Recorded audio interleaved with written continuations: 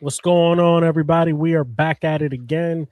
It is Wednesday, 6:48 p.m. on the West Coast, 9:48 p.m.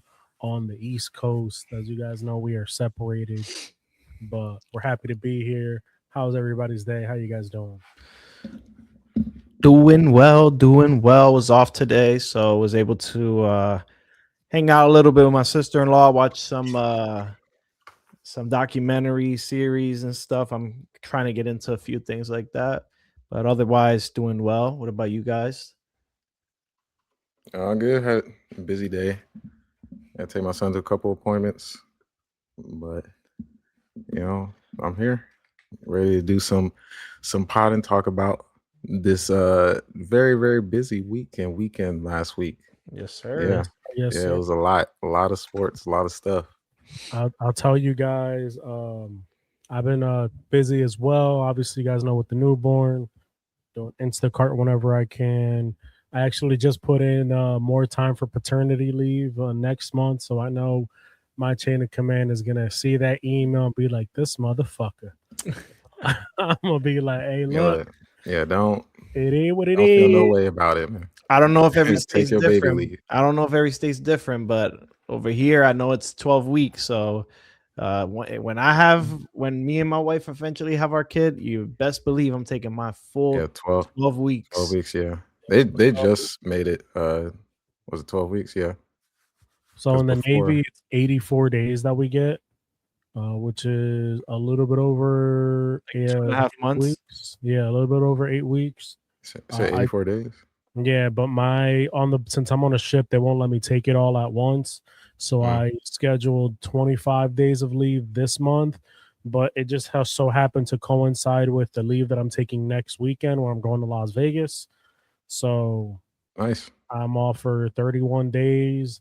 I get to come nice. back. I'll be at work for about a week or week and a half, go right back on baby leave for another 2 weeks, and then I'm gonna Yeah, separate the rest of my baby leave so I can use it throughout the year and kind of just take time off whenever I need it. Well, yeah, it's a nice thing too because I don't get to use my personal leave. That's just free yeah, leave. It's given to me, so I yeah. can let my Absolutely. personal leave accumulate up and up and up. So that I won't actually want to take personal leave and not paternity leave. I can still take personal leave. So I know they're hating me right now, but hey, look, it is No, what it is.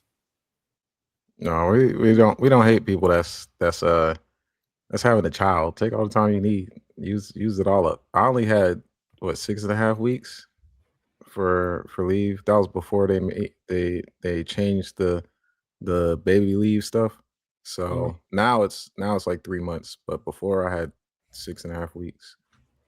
oh So yeah, yeah, it was like just enough time so before you know you feel comfortable. 100%.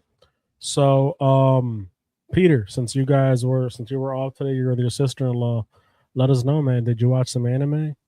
No. We watched some documentaries. We like to also watch like she's like scared of like horror movies and stuff, but she likes to watch it, but she wants to watch it in the daytime. Or like we watch like true crime stuff. So Oh man, we were watching stuff like that. We watched a documentary. We watched two documentaries today.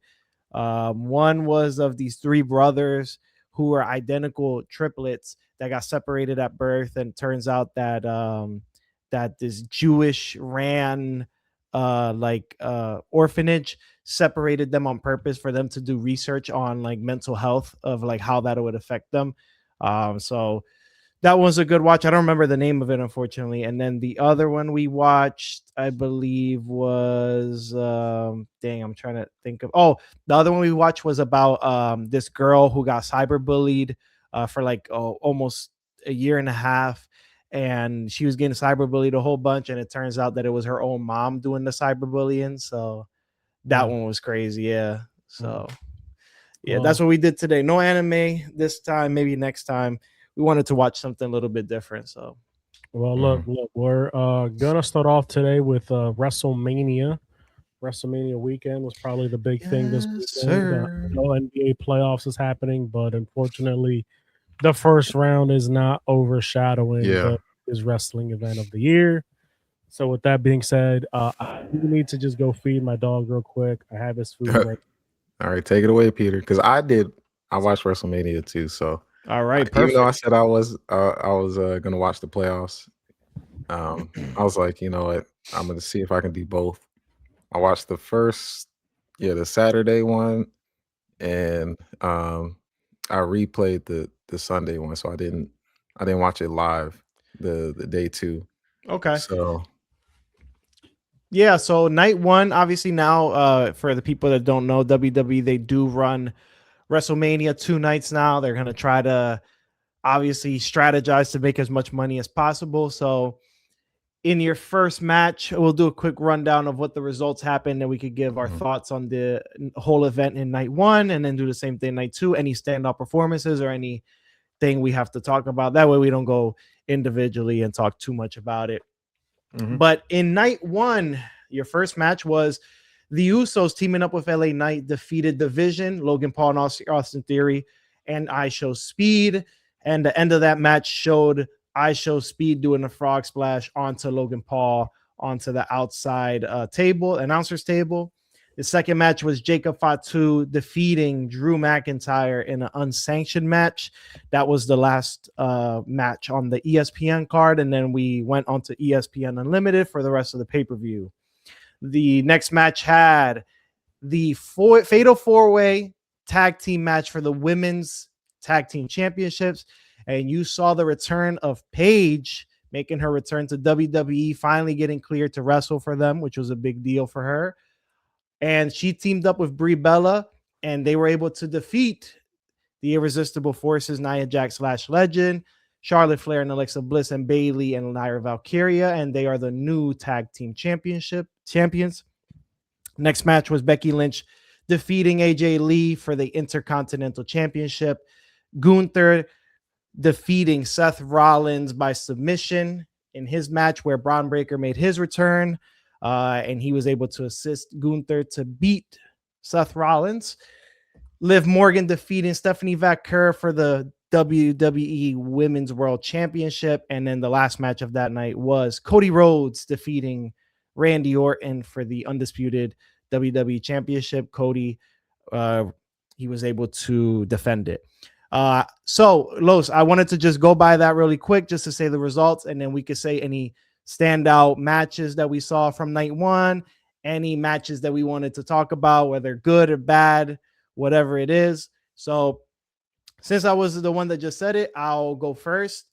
I want to say that first of all, was very, very, very disappointed in the Liv Morgan versus Stephanie Vaquer match. That match had a lot of build to it, had a lot of drama into it, had a great story. They were really going at it with each other. The match itself was very short, and I just thought that it just felt like, I don't know, it felt like they were like a step behind the whole match. I did not really like that match. I'm good with the result. I think that the result was great, but I just didn't think that match was that good. The Cody Rhodes match of Randy Orton, again, that one was another one that I wasn't too anticipated on it because of the story. I was anticipated because of the match itself, because Cody and Randy are professionals. But the match itself was just okay to me. I didn't think that it was a great match itself. I thought the match of the night was Gunther versus Seth Rollins. I feel like I have not seen a bad Gunther match. That man, he just continues to put on either classics or great matches. This was another great match with Seth Rollins.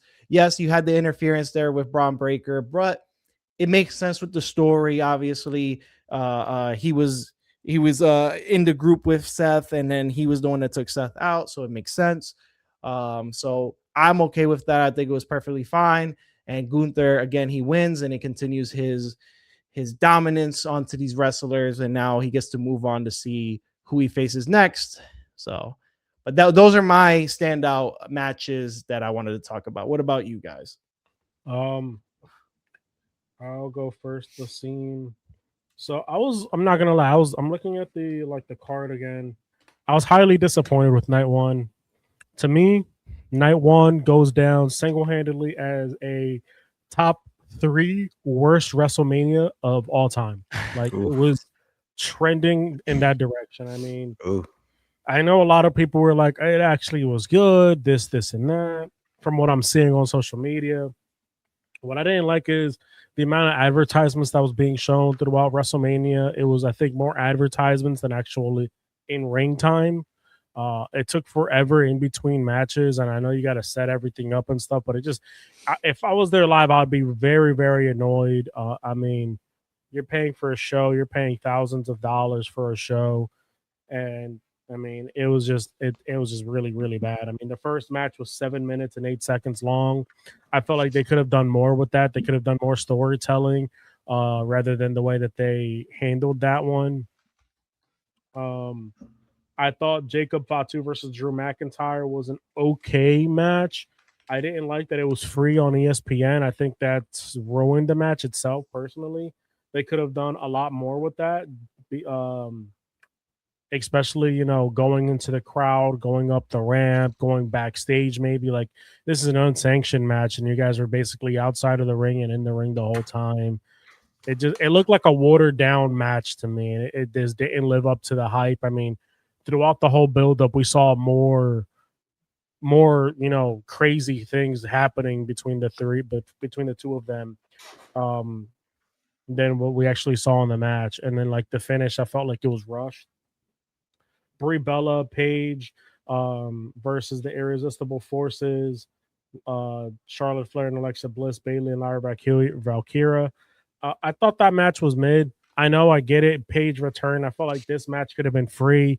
You could have had Paige's return for free on ESPN to get some of the people that used to watch wrestling be like, oh shit, they got her back. Wasn't she just on AEW? And maybe that would have got more people to tune into more wrestling, just because Paige is one of those big stars.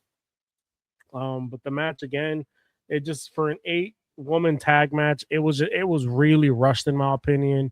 I get it, Paige's return. You want to give the Bella the belts. You want to give Paige the belt. It makes sense for her storyline.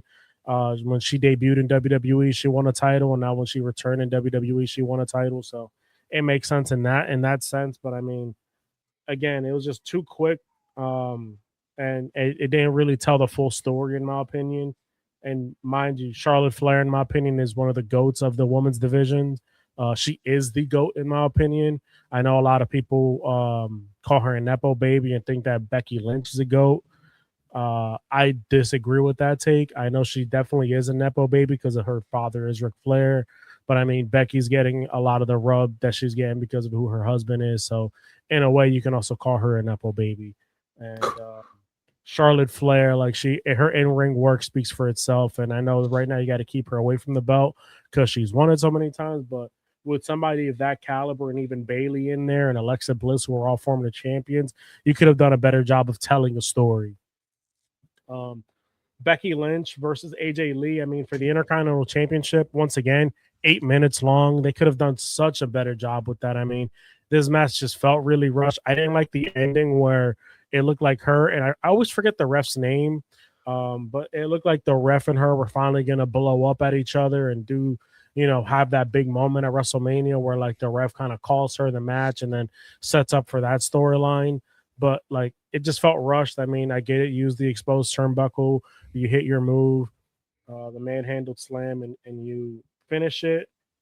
It just felt rushed. It just felt like they were trying to get more advertisements out and, cater to the businesses that paid for those advertisements, which is my biggest gripe. Again, Liv Morgan and Stephanie Valkyrie, another match, in my opinion, that just felt really, really rushed. I mean, this is for the women's world title that we're talking about, and it's 6 minutes and 51 seconds long. It's the shortest match of the night. It was absolutely atrocious. I mean, you could have done such a better job with this. Even if you want to finish it with, like, the interference of the Judgment Day there, that's fine. Totally understandable there.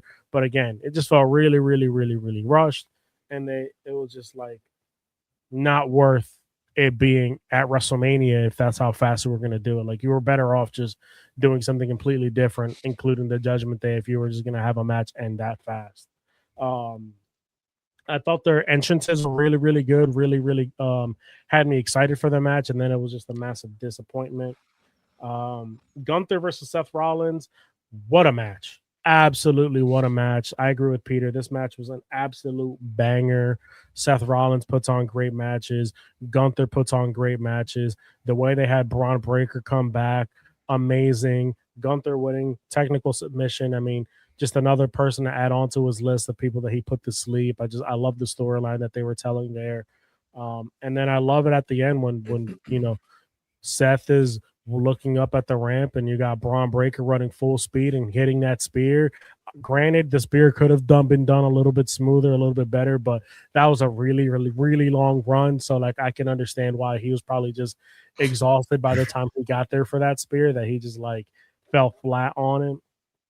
Seth Rollins did a really good job at selling it, though, even though it looked more like a gore than a spear. But I mean, really, really well job. And then my biggest gripe of the match of the night was the main event: Cody Rhodes versus Randy Orton. I mean, this completely made no sense to me. You have Randy Orton at the end turning on Pat McAfee, which just defeated the entire last month of storytelling that they were trying to build with Pat McAfee. Like it made no point to me just for Cody to come in and finish him, which I get it. At Royal Rumble or no at Elimination Chamber, Randy Orton took advantage of the moment that you were distracted and hit you with an RKO, and you took that split second to turn and hit your finisher on Cody or on Randy Orton to retain your belt, and then at the end, Randy was listening to Pat, and now he's not listening to anybody, and he returned with the Punk kick. And if you guys saw Monday Night Raw, Cody's eyes is really, really black, really showing the injury there. So that was really good. But just overall, I thought the match fell flat on its face. They could have done a better job with the storytelling. I mean, like I said, this is WrestleMania. Give them an extra 5-10 minutes each to tell a story, to have us more invested in these matches and have us wanting more. I mean, Cody's entrance was phenomenal. I love the Iron Man and the whole Batman thing that they were doing with his all versions of Cody Rhodes that they were showing out there. But they didn't do anything for Randy. I mean, Randy just had like this slow, methodical walk to the ring. I just thought that was really stupid, really pointless, and took forever. I was just like, come on, guys, can we like speed this up now? Like, hurry this one up here. Again, night one, in my opinion, goes down as top 3 worst WrestleManias of all time. And those are just my gripes on it. So, Asim, the floor is yours. All right, as a not so elite watcher of wrestler, my take on what I saw, the first day was the 6-man tag team. Yeah, I don't know how everybody feels about having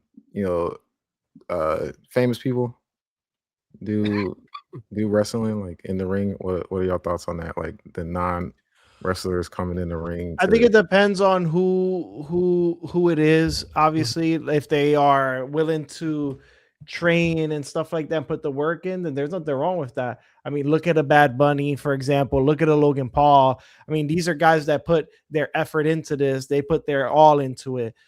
Even Speed, I don't have a problem with Speed. Speed did his thing. He has been training with Randy Orton, and in the spots that he had, he didn't do bad. I didn't think that he didn't do that bad of a job. I just like I was saying in the video that me and Los did our predictions, I just think that the only reason he was put in this match is because of his name. That's it. 100%. It's not because of his ability. It's not because of any. It's just because of his name. They want more viewers. They want more people to tune in. And it was on the free version of ESPN, obviously. Okay. And the thing with the whole, where WWE is with like Netflix and ESPN with the pay-per-view, it's crazy how you're paying for pay-per-view and you still get advertisements.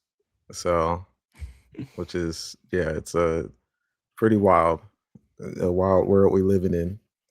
And so it was a gift and a curse for leaving the traditional pay-per-view to go to this new, everything's on ESPN, but well, everything's gone to Disney, and in the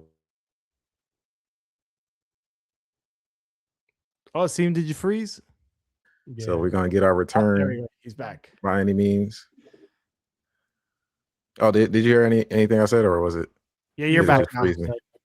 Okay, yeah. Yeah, just to get the return. Messing with the product of the entertainment, messing with the fans. But as a casual watcher, I see Jacob Fatu and Drew McIntyre. Yeah, I enjoyed that match. I did. I enjoyed that. That was a good match. As far as my take on it, I don't know any of the stories of anything. I'm just watching it just for the pure athleticism, the ability, and for the 4-way match, the fatal 4-way. We was talking. I feel like some podcasts ago, we was talking about Paige. No. No, it Oh, wasn't. yes. Yeah, we We was did talking talk about Paige about her. Yep. before. Yeah, we So, did. Yep. Yeah, to have her pop up, and now she's signed to WWE. Yep. Like, multi-year deal. okay. And I did remember watching her before, like way back.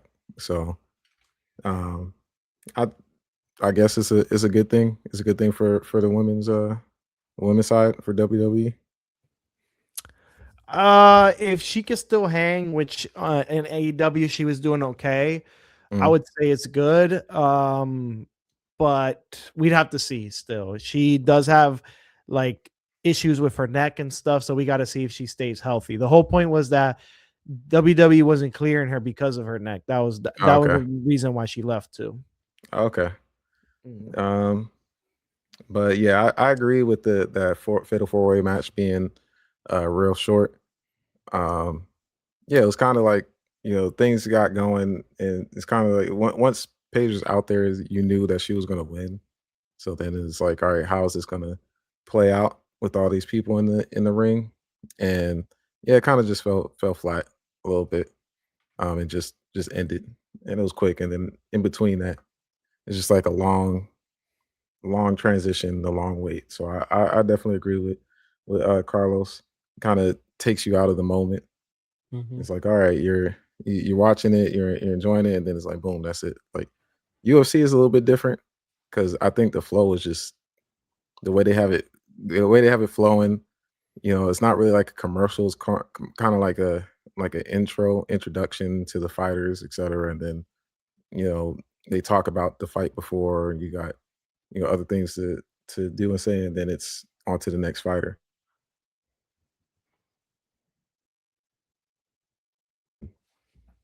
It's intro, and then they come out. Uh, Becky Lynch, AJ Lee. This one, yeah, I think it was good, but I also agree with Peter. I mean, with Carlos, it was short. Kind of the same thing. It was short. Gunther and Seth Rollins. I had the same sentiment. That was a good match. Liv Morgan, the Women's World Championship match. Yeah, I did. I can agree. The intros were good where they're walking out. But the overall fight, yeah, I could say uh it wasn't like a spectacular thing for the moment. Um and then okay, what my question is this next thing, Bianca Belair. Yep. So what's her significance in the WWE? She's a former champion, multiple time champion. Her Okay. gimmick, she normally has like a really long braid going in, Oh, and okay. I think I she's the remember. best at what she does. So, by being the best, she always says, EST. And so EST is in a lot of things. So, you can't spell WrestleMania without the letters EST. Kind of, Okay. always phrasing that she's a part of the big show every time, that she's one of the bigger stars at the time. Plus, could be also that she's established too, because the EST is like established. Exactly. So that was just basically her finally letting everybody know, because it's always been the rumor, when is she coming back, that she's not coming back, that she's pregnant. And you can kind of, when she was walking down the ramp, you kind of saw it the whole time that she was pregnant, and we kind of like, oh my god, like good for her, she's pregnant, which at the same time, good for her, she's pregnant. But now to the fans, we also know she's not going to be back for at least another year due to the whole pregnancy, the danger of being pregnant, and then the danger of professional wrestling. So and then obviously after she gets out, postpartum, having to take care of her child, we probably won't see her for at least a year plus. So yeah. Okay. And then Cody Rhodes and Randy Orton. And then for this one, explain to me the significance of Pat McAfee. So I know he's been like Pat. Obviously, who Pat is. Yeah. No need to bring him up or anything. But Pat was kind of brought into the storyline by the company, by TKO. Supposedly, they want to sell tickets. They want to be able to put asses in seats. And Pat, he obviously has his podcast. He has a following. So they say, well, because the story came out, they were originally going to put a wrestler to actually do what Pat McAfee was doing. They were going to put Aleister Black, which makes sense because Aleister Black has kind of been looming and dealing with Randy Orton. So it would have made sense, actually. But unfortunately, they decided to not go with that. TKO wanted Pat McAfee for the like I said, the publicity and everything like that. That's the only reason why. Yep. And he also put his not wrestling career, but he said that he would never be in professional wrestling again if Randy Orton lost, and Randy Orton lost. So big farewell, I guess you can say. Okay. All right. Yep. But that's it. He didn't need to be in there, but they just wanted to put him in. Okay. Yep. Yeah. Watching it, it's like I could see the frustrations of wrestling fans watching this first night for WrestleMania. It was 3 hours. It's a long show to put out, and what was put out, wasn't. I wouldn't call it like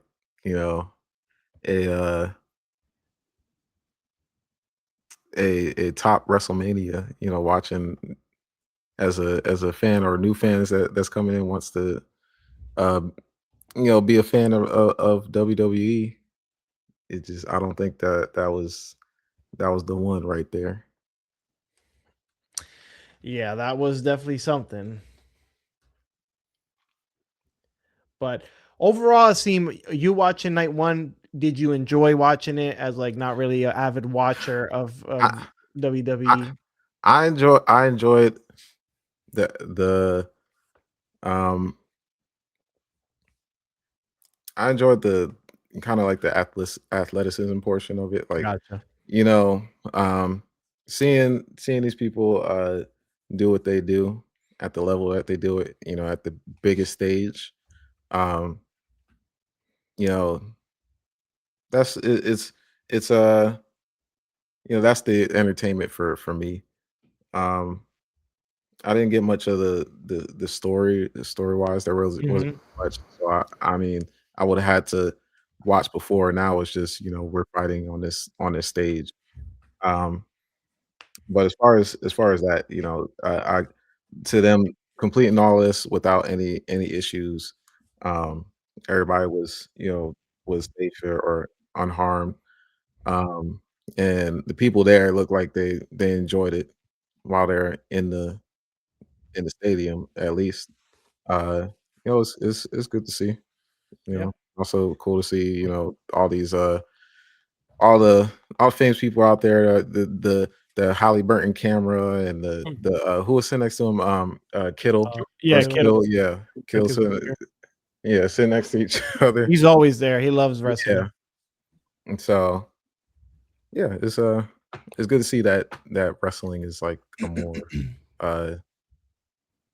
not one of those things that has to be a taboo thing to watch. Yeah, As a fan, it's like, for oh, sure, okay. for sure. So moving on to night 2, we had 6 matches here. We did not get that 7th match, but they did make the best of these 6 matches because by far, I'm gonna spoil it right now. Night 2 was way better than night Yeah. 1. 100%. So beginning night 2 of WrestleMania 42, Obafemi defeated Brock Lesnar in a really good short match. And at the end of the match, Brock Lesnar takes his boots, takes his gloves off. And from what we see, the man has retired. So we're going to be talking about that. Second match, you had the 6-pack ladder match for the Intercontinental Championship, closing out the ESPN free portion. And Penta El Cero Miedo was able to defend his belt in a great match. Next match, you had Trick Williams, Trick Willie, with Little Yachty accompanying him, defeating Sami Zayn and becoming the new United States Championship. Had everybody screaming, whoop that Trick. Next match after that, the Demon, Finn Balor, defeated Dominic Mysterio in a street fight. Rhea Ripley defeating Jade Cargill and becoming the new WWE Women's Champion. And the final night, Roman Reigns, your tribal chief, defeating CM Punk for the World Heavyweight Championship with no interference. Now, I'll start it off again. Wait, real quick. Yes. Yes, sir. Yes, sir. Acknowledge your tribal chief. So I'll start it off. First of all, big shout out to Brock Lesnar. If this is it, if this is a career for him, a great career, a fantastic career. That man has done so much in professional wrestling. That man came in. He was a beast, literally, as soon as he came onto SmackDown, defeating a bunch of people, defeating The Rock, Kurt Angle, Stone Cold Steve Austin, beating him up a few times. It was incredible to see that. Then him going to the UFC to become champion, coming back to WWE for his second run, going to UFC again, coming back to WWE, and him doing his run. All the matches he's had with Cena, with Punk, with Roman.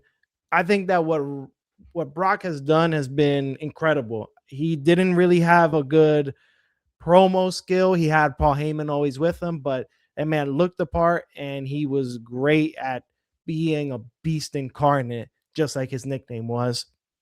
So I just wanted to say congratulations to Brock on a fantastic WWE career. Again, one of the few UFC WWE champions. Not many people could say that, just him and Ronda Rousey, but way, way better in both than Ronda Rousey, I'd say. So, but I wanted to give love to him and also respect to him for going out and giving Obafemi that win. Oba looked like a beast in that match. He ate the F5. He did the one fall from grace to Brock, and Brock did not kick out. Good on him to, if this is his last match on his way out, give the rub, like they say in wrestling, to Obafemi. And Obafemi came out on Monday, was a star, said a few words. The ruler has arrived, and that's it. That's all he needed. Oba is a star. Star. Yes. If WWE continues with this, they should put the belt on that man before the year ends. Give that man the belt.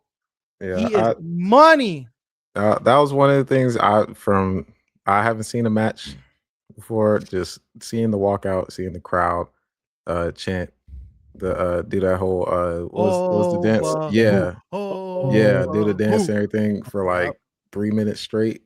I was like, okay, yeah, this guy's got something. He's got it. Yeah. He's got the look, he's got the height, he's got the package itself. He's got a good promo, he's got a good move set. The man is quick, the man is strong. He's just got the entrance music, he's got the walk. Yeah. He's got the crowd going crazy for him. Like, that guy is a star, man. You got to strap the rocket onto him and put him straight to the top. Mm-hmm. Yeah. So I wanted to give love to Brock, like I said, and Oba for just, man, he's a star. Also another one, Trick Williams looked like a star here too. Thank you, WWE, for not dropping the ball with this man. He's got the whole crowd going crazy with the whoop that trick. He came out with that long ass coat. It was amazing. He's got the look. Again, another guy that's got the look. He's got the entrance music. His moveset is decent enough. I think that he's doing good in the ring, because back in NXT, there was a couple of times he looked a little clunky, but he had a really good match with Sami Zayn. He was with Little Yachty. The crowd was going crazy. They wanted him to win. And maybe we just seen the switch. Maybe he's not a heel anymore. He's a baby face. But man, another one that great to see him get that win and get that push. I wouldn't go far as to say, WWE championship or nothing like that. Not yet. Not like Oba. Oba's different, but this is great for Trick. Give him that mid-card title. Let him run with it for a little bit. Create a feud with him and Carmelo Hayes, him and Ilya Dragunov. I love these matches. I think this is a great thing. So I would love to see this. I'm going to love to see this reign by Trick. And then obviously, sorry. Nope, just whoop that trick. Yep, whoop that trick. And finally, my last shout out is, of course, to the Tribal Chief, Roman Reigns, and CM Punk. What? You got to acknowledge the Tribal Chief, Asim. Tribal Chief. Listen, I'll acknowledge it. There you go. Yeah, listen, brother. This match was incredible. Incredible. This match had everything. Storytelling, it had blood, it had passion, it had high moments, it had low moments. This was a fantastic match. This match had it all except for one thing. What? It did not have interference. So for everybody talking shit about my man Roman Reigns, saying he can't win that belt on his own, what you gonna do now, brother? What you doing now? Listen, Roman Reigns, fantastic match. CM Punk, another fantastic match on this reign. Just shows that these two guys have great chemistry together. They showed it. And I'm excited that Roman won this belt, because he teased a couple things. He teased the feud with Gunther. He teased the feud with Obafemi. There's beef there, obviously, with Seth Rollins. There's some beef there with a lot of people. What can we do? And he literally said he's going to be there all summer. So I'm excited for this. I don't think it's going to be a long reign. I think he will lose that belt. It could be to Obafemi, which that would be insane. Another crazy, rub to Oba. But I would say no. I think that I think Oba is looking more towards the end of the year, and I don't think they're gonna leave that belt with Roman that long. I think he loses it by the end of the summer in SummerSlam, maybe to Gunther. But just again, I just want to say, Roman, fantastic match again. This might be his best match of all time. He's got to get a 5-star rating for Dave Meltzer. If Dave Meltzer don't give him 5 stars, you're a fucking hater. The only thing I could say about the match was, it felt like Roman didn't win off of just like him winning. It was kind of like CM Punk just ran out of gas. It was like, yeah, you can't go anymore, and that's how Roman got the win. So I don't know. It's a weird way, in my opinion, to like take the L, but it's kind of like, I wouldn't say like a finale type of thing. Like, oh, I beat you like one-on-one. I beat you. It's like, oh, I ran out of gas, so I gotta. So what I'll say to that, Asim, is that they brought up a lot about the age, about Punk being older. So I feel like that ties into the story as well. Okay. Real quick, I'll just give you guys my rundown on the whole night. Obafemi versus Brock is the shortest match of the entire WrestleMania. Phenomenal. Really? Obviously, Brock Lesnar never does really long, drawn out matches anymore. He is older. He's had a lot of surgeries, a lot of things wrong with his body. So it makes sense. He either beats and demolishes or gets beat, and I'm okay with that when he is in the main event picture.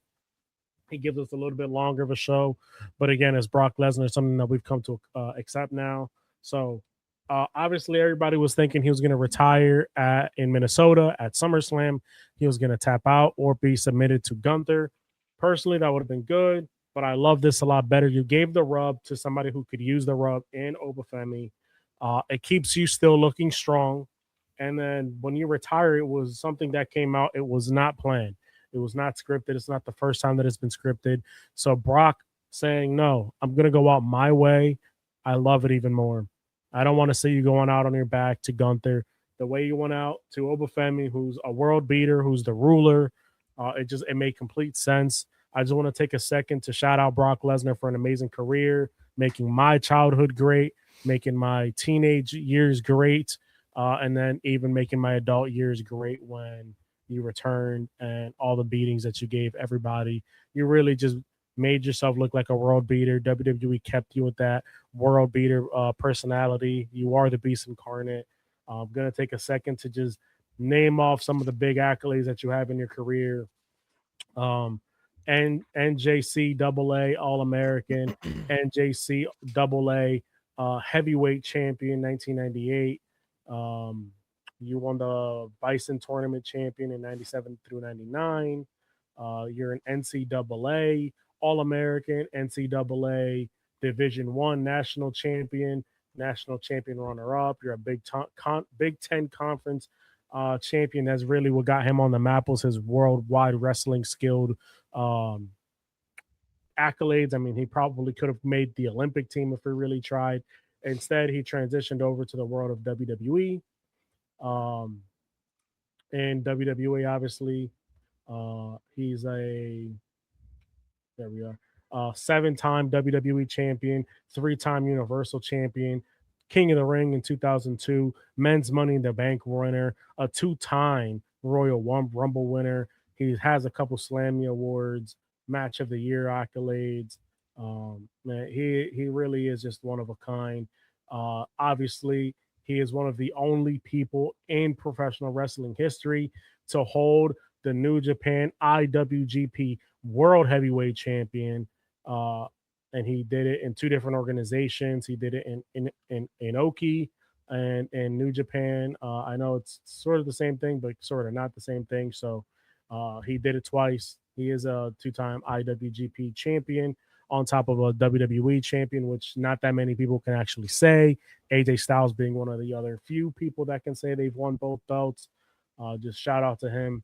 And then going over, being one of the only actual WWE guys. I know Ronda Rousey did it, but she's not a WWE guy. She did UFC first and then use her fame to come to WWE and then make a career there, which fell flat on his face, in my opinion. They just kind of gave her the title. Brock Lesnar was an absolute star in WWE, and I mean a absolute star at the peak of his powers. And then he left on his own terms, went to the UFC, and became a UFC heavyweight champion. He has a Submission of the Night award. He has 2 successful title defenses for the UFC title. The man is an actual beast, and he lives up to the name, the Beast Incarnate. He's been doing it for 26 years. Yep. Long time. Yeah, he is a beast. Yeah. So shout out, Brock. Thank you for a phenomenal career. Thank you for everything that you've done in the world of wrestling, in the world of combat sports. You are a Hall of Famer in multiple organizations and a well-deserved legacy. Moving on, I just wanted to give that quick moment for Brock Lesnar. I mean, he deserves every praise that he can get. Oh, and before I even move on, don't forget, guys, he is the one that ended the streak. Yes, he did. 21-1. So moving That's on. For the trivia night question. Yes. Who ended the Undertaker streak? Bork Laser. Moving on, we got Penta, who won the 6-pack ladder match. Thought this match was really good. They had a lot of good spots there. There was one, Javon Evans doing his famous cutter, the young OG doing that cutter to Rusev. Rusev helped sell it by kind of jumping a little bit because Javon Evans was a little bit short from it, but it was okay. They did their thing. Penta doing the Mexican Destroyer onto JD McDonough on top of the other ladder was a great little moment there. Rey Mysterio taking a couple big bumps at his age. I mean, the match was really, really good. I think it was the perfect amount of time. I'm happy for what they did there. Even Rusev taking a big bump off through another ladder on the outside of the ring. That was super cool. And Penta retaining, I knew he was going to retain going into it. I thought Javon Evans could probably get the belt, and they can finally like do something with him. But it makes sense to keep the belt onto Penta. Guys, Penta is a merchandise selling machine. They're not going to take the belt off of him anytime soon. The kids love him. Adults love him. I mean, his mask is probably in the top 5 sales in WWE right now. So like, they're gonna push him to the moon, and they're gonna keep him riding this hot horse. Now I have gripes that I want to get off my chest. I'm happy with these matches though, but I have a couple gripes that I want to get off my chest as one of the hardcore wrestling fans that I am. Trick Williams defeating Sami Zayn. I thought this match was just too short. I wish they would have gave them an extra 5 minutes of the time to just give us a little bit more storytelling. I know they did a good job. Like, I'm not saying the match was bad, but 7 minutes is all we got, and I felt like they could have done more. Sami Zayn in this kind of looked like he was turning heel. Trick Williams was looking like he was turning face. So like, if they would have just gave us a little bit more of that and actually like committed to one of those things, that would have been phenomenal. Although they did a really good match, and they ended the match the way we all expected it to, putting the belt onto Trick Williams, who was a future star. I mean, the lemon pepper stepper himself. Like, I mean, the man has it all: the mic skills, the look, the entrance theme, the in-ring work. It's a phenomenal job that they've done building Trick Williams into who he is. Next, the Demon Finn Balor defeating Dominic Mysterio in a street fight. I mean, you had to give that in the beginning of the night that it's going to be a street fight, because the match would have been very, very boring and dull by itself if it wasn't a street fight, which actually saved the match itself. But again, give us another couple minutes, man. Like, let some of the moves breathe. Let them like not feel as rushed in certain moments, so that way like the storytelling is more compelling, and like us as fans have like that, moment to just like catch ourselves and then get ready for that next moment, and it would have told a better story.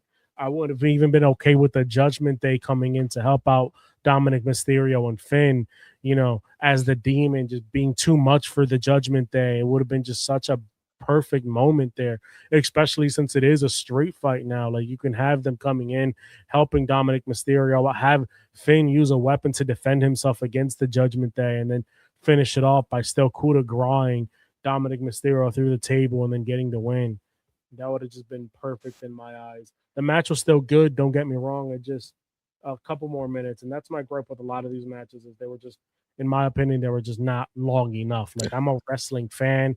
I'm not into the extra stuff that's going on in wrestling, the advertisement and stuff. So I just would like a couple more minutes of the in-ring work. They had to save it for the last match. Even then, I think that match was perfect. I'll get to that, but they could have given all the other matches more time. We're going into this like this is WrestleMania. To have a 4-6 hour cap on what you can do on WrestleMania is just, to me, it's like a slap to the face of wrestling fans when you see AEW putting on just these extremely long pay-per-views that just the matches go in depth, the storytelling in each match is there, and it's just like they go above and beyond for their pay-per-views. Like, if there's any event, WWE, that you can go above and beyond for and give us that extra mile, it's WrestleMania. Like, it's the biggest show of the year. No other wrestling promotion comes even close to something like WrestleMania. You give us that extra oomph to each match. Moving on, we got Rhea Ripley defeating Jade Cargill. This is Jade Cargill's best match of her career, in my opinion. They did a phenomenal job with this match, and I felt like another couple minutes would have been great for that. Obviously, Rhea Ripley getting the belts, it's a great thing for Rhea Ripley. It's a great thing. You got Jade Cargill looking strong throughout the match, and then the way that they finished it with Jade Cargill going for her finish, getting countered in a way that we've actually never really seen it get countered before into Rhea Ripley's finish. It was just a great job. The storytelling was good. Like I said, my only gripe is just another couple minutes of this match would have been perfect. And then moving on. I'm gonna take a little bit of time for this one. I'm sorry, but Roman Reigns versus defeating CM Punk. First of all, Roman Reigns' entrance phenomenal. Going back to the OG theme of the Tribal Chief. I mean, chef's kiss, like just chef's kiss. You nailed it out of the park. You had the Onai family being shown in different images there, and it's not the entire family, but just those that passed away that weren't there with us. And I feel like that's very compelling to the story that they were trying to tell for Roman Reigns. He's gonna do this by himself with the spirit of the Onai family there with him. He didn't need nobody else, and it told a story right there. Like from the entrances, they were telling a story. Shout out WWE for this one, bringing in CM Punk's OG theme from Ring of Honor, the one that he used in the indie scenes. I mean, Yep. when I heard it, I literally got out of my seat and I was like, no way they're doing this. Phenomenal. I like the vignette that they put on for him, the little, clips of his career with the spiked hair to, when he won the belt at SummerSlam and walked away. And he's just like looking at it, looking at the crowd, and they get that famous image of him smiling because he won the belt off a scene and he's about to walk away with the belt. I mean, the storytelling was just perfect from the entrances. You had Larry on the jacket, you had Puerto Rico on his arm, you had the WWE people backstage that passed away that weren't able to be there, who were a big instrumental part to CM Punk and to WWE getting this far. It was just perfect. You had him coming out a cappella for a little bit. You got to hear the stadium being quiet. You got to hear the clobbering time echo throughout the arena. I mean, it was perfect. And then, Cult of Personality playing after that. Chef's kiss. The match itself, I mean, like Peter said, absolutely perfect. You had the story being told, the old guy CM Punk going up against the powerhouse in Roman Reigns. You had that moment where Roman Reigns hits the spear, CM Punk kicks out of it, and Roman just has that look of despair, like, what do I need to do to put this man away? And Punk being as defiant as ever, being, no, I'm still here. You haven't finished me yet.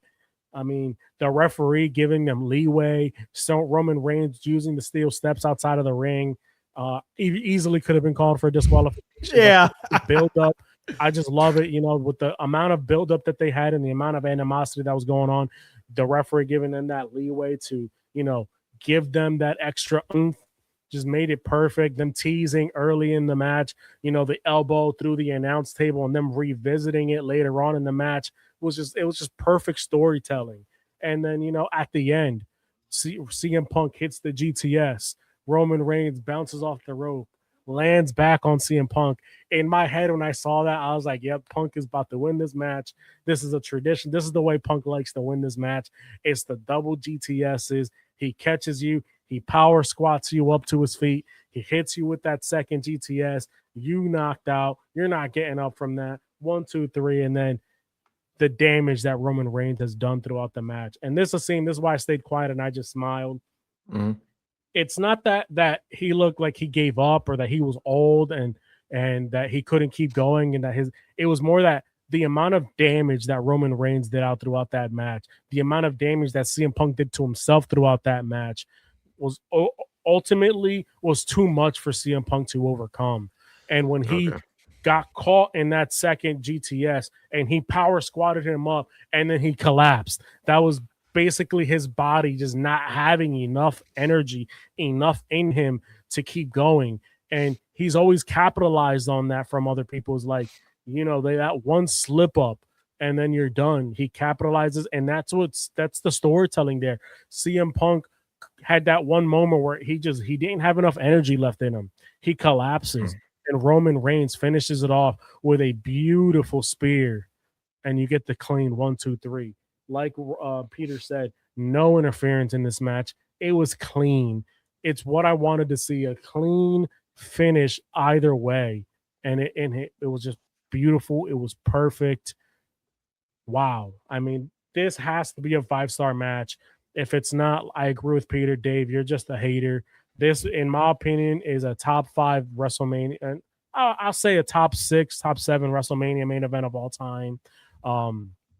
This is it's up there with the Shawn Michaels and the Undertaker matches. I mean, from the storytelling, the entrances, It's beautiful. It was a beautiful thing for all of those guys that I was arguing with throughout the week. Yes, Roman Reigns, in my opinion, is better than John Cena. Why? Because his quality of matches, I the agree. success that he has with his title reigns, the buildup that he's had from being the tribal chief and just giving us cinema. It's a beautiful thing. It really is. And I know John Cena has all these moments and stuff that we look back on as our childhood, and it's just nostalgia. But in my opinion, there's like 3 matches that John Cena has that are up to par with something like this, and even this just shits all over it. Like, Yeah. Not just that, but Los, like, remember, he had the storyline that took over for 3 years of all of not just WWE professional wrestling. The whole Bloodline storyline is something that people even talked about that it deserved an Emmy for how good it was. Like, this is a storyline that we haven't seen before, that people even said could rival the Vince McMahon Stone Cold Steve Austin storyline from the Attitude Era, which is considered to be the greatest one of all time.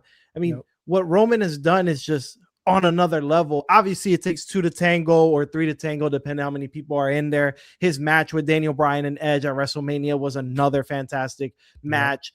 His triple threat match with Punk and Rollins last year was fantastic as well. The double main event, the one with him teaming with The Rock against Seth and Cody, and then the next night having his match against Cody, where Cody finally got the win. Just a classic match. Like, I agree with you, Los. I think that, in my opinion, I would put Reigns above Cena. Obviously, I am a big Roman Reigns fan, but it's just I agree with you there. And it's no knock to Cena. I know that they've built up Cena to being the greatest of all time. The big 17, or as they say, the never before seen 17. I was talking to Dom about this, a good friend of ours. And like, the only thing that I disagree with that is, yes, it's never before seed 17, and that's only because they won't acknowledge Ric Flair's 5 other championships. I mean, and to me, it's weird because Ric Flair has 6 to 8 total championships that he's won a part of WWE. I mean, I think it was 6 in WCW, 2 in WWE itself. So like, they're choosing not to count 5 of the NWA titles, but counting all of the other NWA titles when it's the same belt. It's the same title that he won, and like, to me, it just doesn't make sense. It doesn't add up.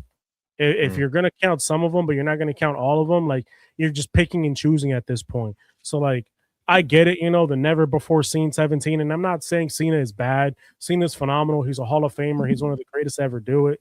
I just think in my all-time rankings, I would put Roman Reigns ahead of him for what he's done post his leukemia leave.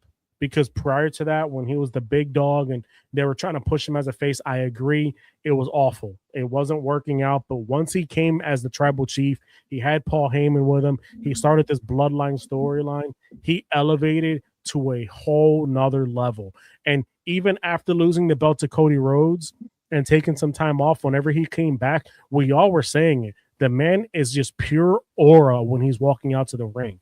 And that's something that even Cena in his later years didn't have, in my opinion, is that aura feeling where like the entire stadium needs to just watch and listen. And like, I'm sorry. I'm sorry to interrupt. I'm like, could it be that John Cena had the other avenue of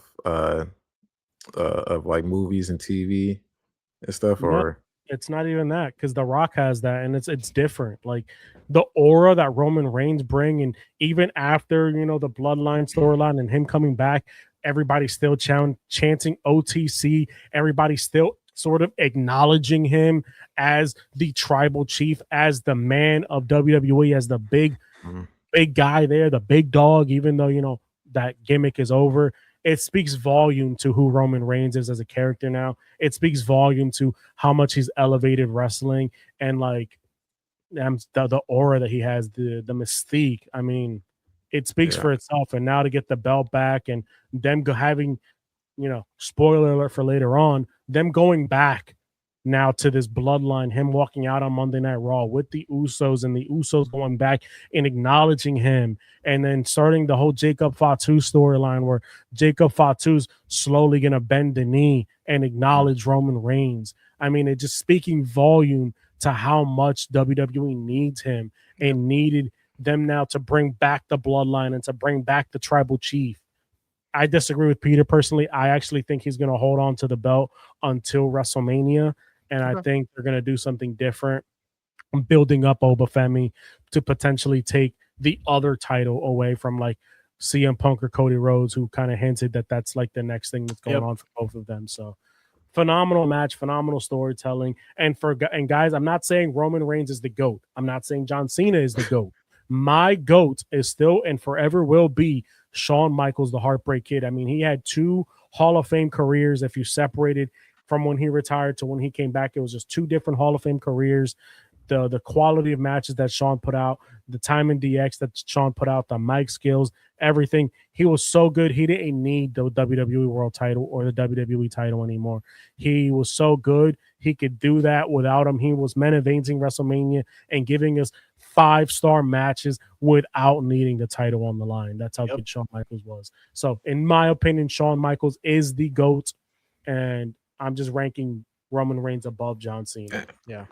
Yeah, I think Asim, the thing is the difference in between a Roman Reigns and a John Cena in that thing of aura too is the fact that number one, I think that remember we when Roman first came in, Vince loved him and Vince saw money with him. Vince is a notorious guy that he loved big guys that were very muscular, very strong. And that, like, I don't know. I mean, obviously, you know, with all these allegations and stuff, I don't know if it was a sexual thing. I don't have no idea why. We know why. Yeah, maybe we know why. But listen, he saw Roman, he saw money with him. The problem is WWE fans, they don't like when you force things down their throat. Pause. Yeah, they happen naturally. They don't agree with that. They don't want the person that WWE is like, this guy's going to be a star. That's what happened with Cena too. There was a time that Cena was very much hated. They didn't want him anymore because of everything that was. He wasn't the type of person that was like, you know, the big macho man type. Exactly. It was more like. So what did everybody want from Cena? They wanted the heel turn. They didn't get it until his last year, you know. Mm-hmm. With Reigns, it was the same thing. They wanted the heel turn. Vince wouldn't pull the trigger on it. Wasn't until the pandemic where, you know, Roman with his leukemia and stuff like that, he had to kind of stay away. And when he came back, he came with this character, came with Paul Heyman, who was a great talker. But mind you, Roman didn't even need him because Roman is a great promo himself. And they were able to build the tribal chief and continue to have this, just like I said, a 3-year run. A 3-year run of Steam. You know how hard it is to keep a storyline going for 3 years, 3 full years of just boom, boom, boom.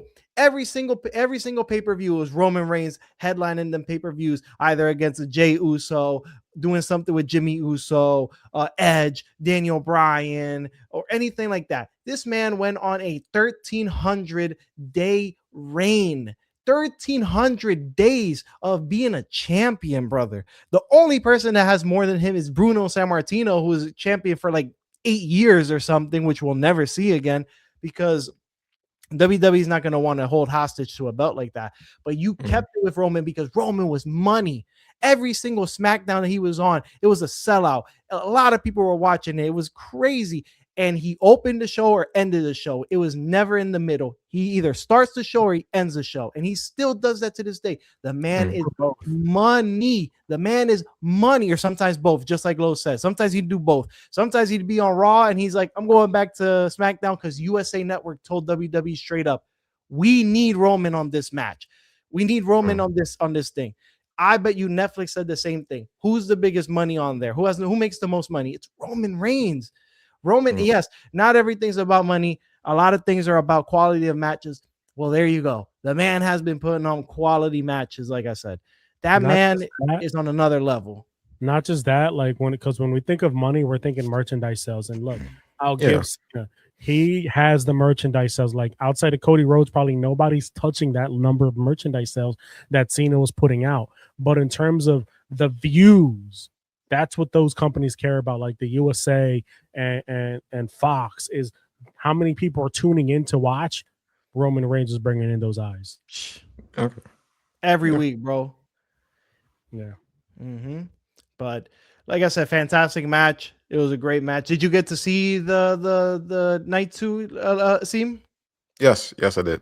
What'd you Yeah, I think of did. it? Yeah, it was far more enjoyable each match, and then yes, the big lead up for the final match. Uh, yeah, it kept going and going, and the more it kept going, the better it got. So um, I truly enjoyed the Roman Reigns fight. So yeah, the ladder match was really good as well. It was just a good lineup. I can agree on mostly all of it. As far as questions, um, for me, what do I got? Dang, I lost the page that I was on with all the results. Um,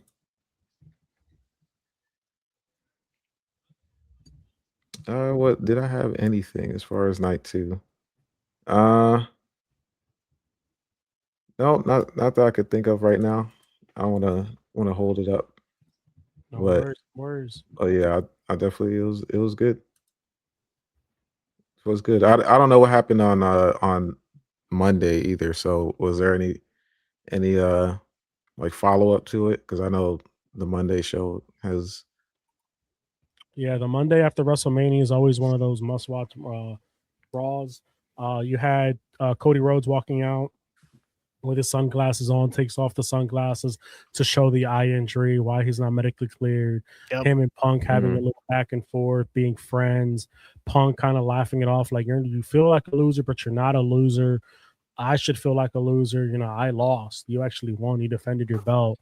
And then basically like looking at the title, telling him, he's basically just gonna wait for an opportunity to fall out of the sky for him, and then them teasing it, Yep. Cody's just That's Punk another just big money match, by the way. That's another big money match.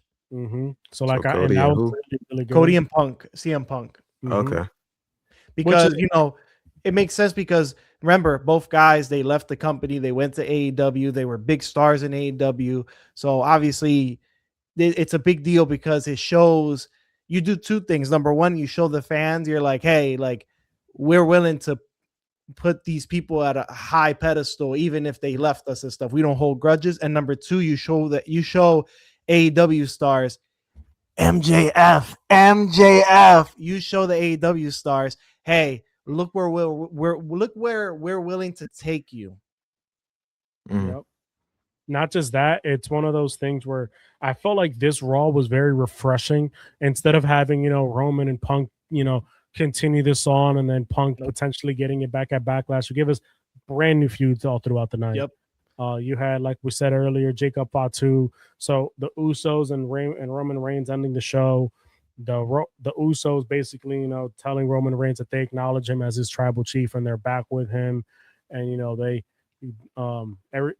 everyone's the twos, but we're the ones, and then putting up the ones up, and then Roman Reigns, like nodding his head and putting up the one, and then Jacob Fatu's theme song coming out, and everybody thinking, okay, is Jacob Fatu now about to acknowledge Roman Reigns and is the bloodline back? Which we see the angle that's going on here, but it's more of Jacob Fatu saying, he wants everything that Roman Reigns has. He wants the shoe deals, he wants the leather jackets, he wants the private planes and stuff like that. And Roman, as humble as he is, he's like, he wants this for him too, but can he handle the pressure of being at the top? There's not a lot of footing at the top, and it's, you're at the top of the mountain, it's a peak, so there's not much room to stand on. Can you handle the pressure of being at the top? Can you handle the pressure of doing this? And then can he handle the pressure of not being able to accomplish that? Can he handle the pressure of losing And then if he loses, can he handle it and acknowledge Roman Reigns as the tribal chief? Yep. And then, giving it a week to breathe. And that's what Roman does great is he gives it time to breathe. He says, you know what? I'm not going to give you an answer now.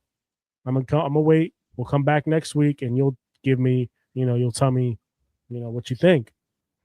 And then they walk out and Jacob Fatu is just like thinking like, damn, he's right.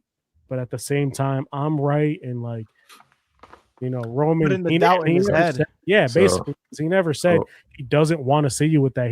Him as family, he's like, look, I want this for you too, but can you handle it? Mhm. And that was just beautiful work that they did there. So you're saying they're setting it up for, would it be like a heel turn basically? No, Like- it's more of like Roman is still a babyface because the fans are gonna cheer for him.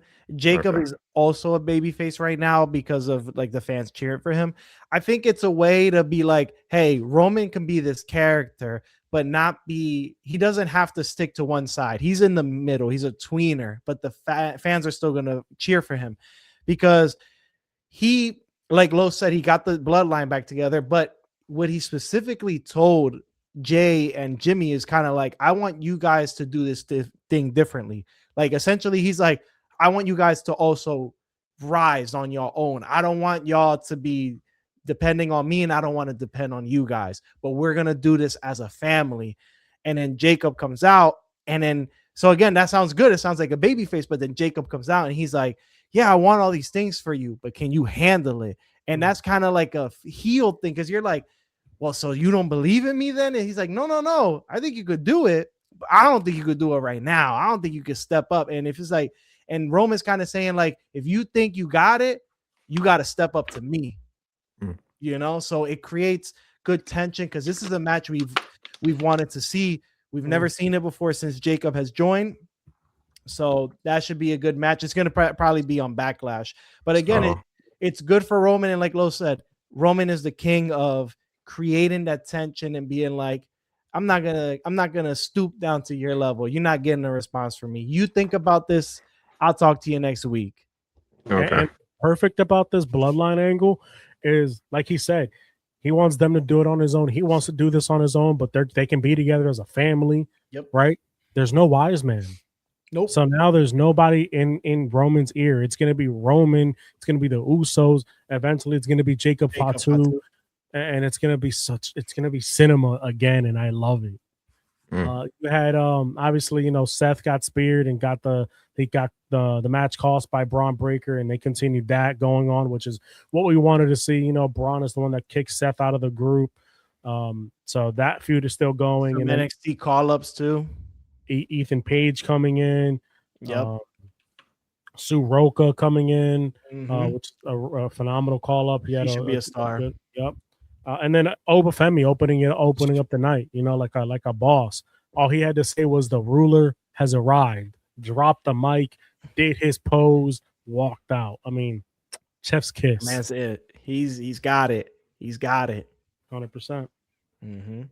But guys, look, let's move on. We'll continue this wrestling talk for another day next week when more things happen. Yeah. Even Friday. I mean, look, I love wrestling. I've loved wrestling my whole life, so I can do this for hours.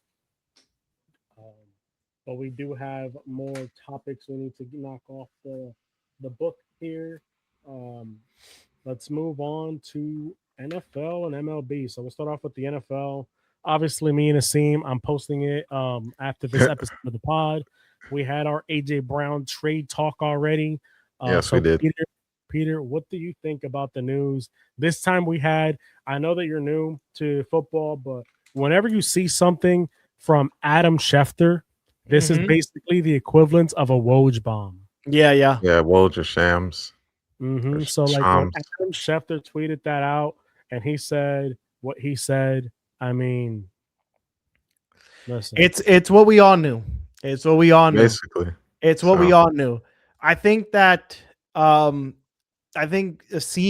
was one of the people. There are probably some you didn't want to feed into the rumors because rumors are rumors. But the thing is that when you hear it from the horse's mouth, you just know that it's fact. The man has been talking nothing but Patriot talk this whole year. He's been on Edelman's podcast. Edelman's been hitting on stuff. Some of the Patriots player been hitting on stuff. It's literally the most obvious rumor out there. Like it was definitely, it's just they couldn't say it because they weren't allowed to. You didn't want no tamper or nothing like that. And then I think I remember I told you like a few months ago that Schefter had said something regarding that, like that he himself thinks, but it wasn't any sources or nothing. He just thought that Brown was going to get traded to the Patriots. And I was like, oh, so now it's more than likely he will. It's just, I think, look, no joking, no nothing like that. Not trying to be a clown. I think it's the most obvious thing that needs to be done. Just get him out. Just get him off the team. I don't know what the Patriots are going to give up. Maybe you guys can give me more insight onto this, but they're going to have to give up a lot.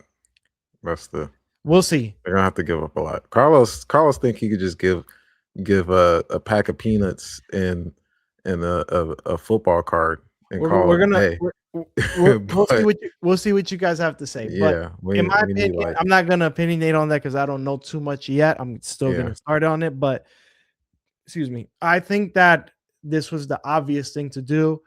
It's just you don't need toxic energy in the locker room. You're trying to win a championship. The man has been stating for months he wants to go. You let him go. You make the player happy. Their other players are happy as well. It's just the fact. It's just the fact of the reality. You make one player happy, you fulfill his wishes, the other players are going to be happy too. They're not going to feel like, man, we're in like a jail, like we're here, like we're held against our will and stuff like that, or they're going to hold out. I'm not playing and this and that. AJ Brown didn't have to get to that, thank God, so that's a good thing for him. At least I think what Lowe said a couple of weeks ago is true. Maybe they came into an agreement secretly. They're like, hey, just keep it on the DL. We'll get you to the team that you want to go to. Yeah, they did it. I'm fine with them doing it internally. Yep. That's fine. It's the best thing that can happen for both. AJ Brown gets to go to the team he wants. The Eagles, they had knowledge already of it, so they have been preparing for it. They've been signing wide receivers. Maybe in the draft they'll be looking for wide receivers. I feel like it's not a win-win because obviously I think it hurts the Eagles losing a good player like AJ Brown. 100%. But at least you are coming to a happy medium. You're saying, hey, we'll do that. You gave us enough time. Let's start getting. And it wasn't like training camp happened. It's the free agency already passed. The draft happened. And he's like, I'm not coming to play. I mean, at least there was a happy medium here. So at the end of the day, June 1st is. It has to happen after June 1st, and practices are still going to be going on before then. So yeah, but I'm just saying, at least he didn't like just come out of nowhere like later on and be like, I'm holding out, and then you guys are screwed even more. That's the next stage. Is he going to practice? Because technically he's still a part of the team, and if he doesn't practice, then it's basically saying that he's not. Those workouts aren't really their workouts, and they're not workouts. So normally, like stars of his caliber never show up to those practices or workouts. Like Jalen Hurts doesn't really show up to those. Neither does Devontae Smith or like any of the key guys that are there. Those are more for like the rookies that are being drafted. When those workouts come out, just to get them initiated onto the speed of the NFL. So that was never like a big thing. If it was like mini camp and he did it, and like mandatory mini camp and now training camp, like that would have been like massive. Yeah. The reason why I agree, and I've always been saying this, it felt odd to me that he always kept mentioning the Patriots, and like Peter said, I just feel like they had an agreement already. Like, look, you want to go to New England. New England really wants to get you here. So look, don't put this out to the public. Let us do our thing, and we'll get you there. And we'll get what we need to get you there. Reason why you have to wait till June 1st is because of the salary caps and the contract. So now I agree. Losing somebody like AJ Brown is a tough loss, especially for a team like Philadelphia. He's easily I agree, probably the best wide receiver in Philadelphia history in terms of his accolade, what he's done for them, and losing somebody like that always sucks. You always want somebody like that to retire on your team, but it doesn't always work out like that. Now, the reason why I say it's a win-win is because, like Peter said, you're getting a toxicity out of the locker room, especially when you have a new regime coming in there. You don't want that toxic environment there for the new regime, especially like a new offensive coordinator, rookies that are coming in, new players that signed with the team. You're showing the rest of the team that yes, like, okay, we're willing to work with you guys to get you to your preferred destination, but just, you got to keep everything in house. And then the other thing that I didn't agree with you, but I agree with like the masses. I think that the value for AJ Brown is a little bit less than what you guys all been thinking. And the reason why I say this is because AJ Brown, like, we know that AJ Brown wants to play for us, and we know that he only wants to play for us, that he only wants to be a part of Mike Vrabel's team. I think it's been pretty obvious about that. So like I still think you guys are gonna get a nice amount of like assets, but I don't think it's exactly what you guys think you're gonna get in terms of like multiple first round picks, multiple draft picks. I think it'll be like a second round pick and a fourth round pick in the incoming draft, or maybe like this year, we have like a trade in place and they talk with each other. Hey, draft this person for us at 31, and then we'll trade you that person after June 1st, and it'll be something like that. Reason being is because, again, you guys are in a position. We talked about this the other day when we were doing our talk and then our mock draft. Is that this is the NFL. In the NFL, you only have so much money to work with. There is no flexible cap. There's no, you can go over this amount, but now you got to pay a luxury tax. There's an unlimited cap like in the MLB right now. It is a strict salary cap. You cannot go over that strict salary cap. It's forbidden. The league won't even allow you to do it. Anything will get void after that. With that being said, you guys have a lot of players that you need to re-sign. You can't keep everybody. And I know you're one of those people, you were saying it on the episode that I'm going to post today, that you got to do whatever you got to do to pay these people. You can't. You physically cannot. And I know that you're one of those, like, you do whatever you need to do to make it work, but you have to pay these people, like we talked about, like a T. Higgins, like a George Pickens. You just physically cannot, because you have to have certain amount of money to pay for these upcoming rookies, because rookies, especially first round picks, are on guaranteed contract, because you're going to have dead cap money, because you're going to have a cap hit every single year, because you're going to have just people that are due for certain extensions, rookie extensions. You're going to have a franchise tag that you might want to put on somebody that you can't afford everybody. You can't afford to franchise tag everybody. It's just the NFL, and this is why winning back-to-back Super Bowls, being a dynasty in the NFL, is probably the hardest thing to do in sports in terms of a team capacity, is because teams can't afford everybody. Like, you guys are in a position now where you have to pay Jalen Carter. You have to extend Jalen Hurts. You have to extend Cooper DeJean. You have to extend Quinyon Mitchell. You have to, get your first round pick this year, and then however many other players you want to extend. And not everybody is willing to work with the team, especially, like, we can use like Jalen Carter as an example, because he's going to be the next big one. You guys just paid Jordan Davis. You made him happy.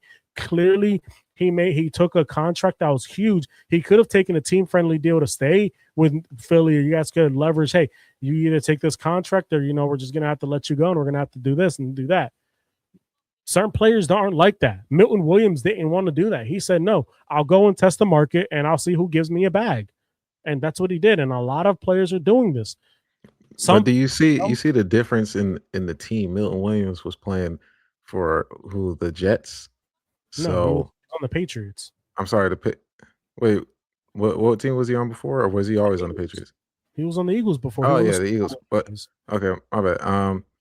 What I'm trying to say is you guys can't pay everybody, and by letting go of AJ Brown post June 1st, you just made your cap space a lot more flexible, so you guys can pay everybody. It's gonna look the way the season goes. Things play out the way they play out. Anything can happen. As far as players, as far as performances and contracts, etc. It all goes hand in hand, and I feel like that's what I said before. The job as a GM is to go through all that, maneuver through all that, go through the draft, the free agency, and you make your moves. So yes, you can't pay everybody. We know it. I know it. We done it. It's multiple. It's not the first time we had a team that we tried to keep together. Same team, but when that time came to make moves, we had to make moves. People couldn't stay. People had to go, and sometimes it's for the better, and sometimes it's for the worse. So it just it's on the GM, and with the whole AJ Brown thing, it's just it like I'm more annoyed at the fact that it got to this point because of which is not which is the main thing that people aren't really talking about is how it got to this point. Um, with the team that we had should have been better than what uh what it was on paper. So and AJ Brown knew it. You're like, I'm AJ Brown. I've been doing this for so many years, and why am I not getting the ball? So people, you say, oh, you're a diva, you're complaining, just do et cetera, et cetera. But you hired as the head coach, you've hired these people in house you promoted this person in house to run the offense, to run this high powered offense after winning a Super Bowl. This is twice. You go to the Super Bowl and you get a new coordinator, and it just didn't work out. And as soon as you get somebody who knows what they're doing, who has experience in coordinating, you win a Super Bowl. And then you try that philosophy again. Let's promote somebody in house and have them run our offense, the same offense that this other person ran before and won the Super Bowl. And the ceiling was, a first round exit in the playoffs. So it's it came down to coaching, where it's like the head coach didn't want to do anything, didn't want to make no moves. Sirianni just, it's like a double-edged sword. It's like, yes, you won the Super Bowl, you got us there, you did it, but then when times hit like this, what's the move? It's like you made it there, made it through adversity. Second year after that, it was just like a whole mess, and you're on the hot seat. And then after being on the hot seat, you win the Super Bowl. The next year, boom, it's like same stuff as before. Even more nonsense is going on now to the point where we've lost our we're losing our star wide receiver, our best wide receiver on the team because of just coaching not even just stuff that shouldn't have been too so much turmoil in that in that coordinating, like on the offense from week one on, and no changes were made until the off season. So I was on the side of, if AJ Brown stayed, he can see it through. We got new coordinators. We try to make it work with what we had. Try to make it work with the new coordinators. Um, but it's too little too late. And then also the other news was deflected onto uh I'm sorry, was deflected onto Jalen Hurts, where it's like, oh, can Jalen Hurts uh is he this type of quarterback? Uh they're questioning him as a player, but it shouldn't be that way. It's like all these things are being deflected on the wrong stuff. I agree with that. My thing is, and this is the one thing that sucks about the NFL. Hmm. Even in the NBA, it happens. Your coordinator does a phenomenal job, a fantastic job. That teams want a piece of that. Hmm. And Yeah, I don't have a problem with that. I don't have a problem with coordinators going to be head coaches. Go secure that back. Go be successful with your own team, because it's a once in a lifetime chance. Period. mm, So it's just um I don't know. it's the process of getting that next coach. Like, how do you do that? And that's what they did. And They that's what's tough is finding that coach and keeping that level of expectancy that you want as a team.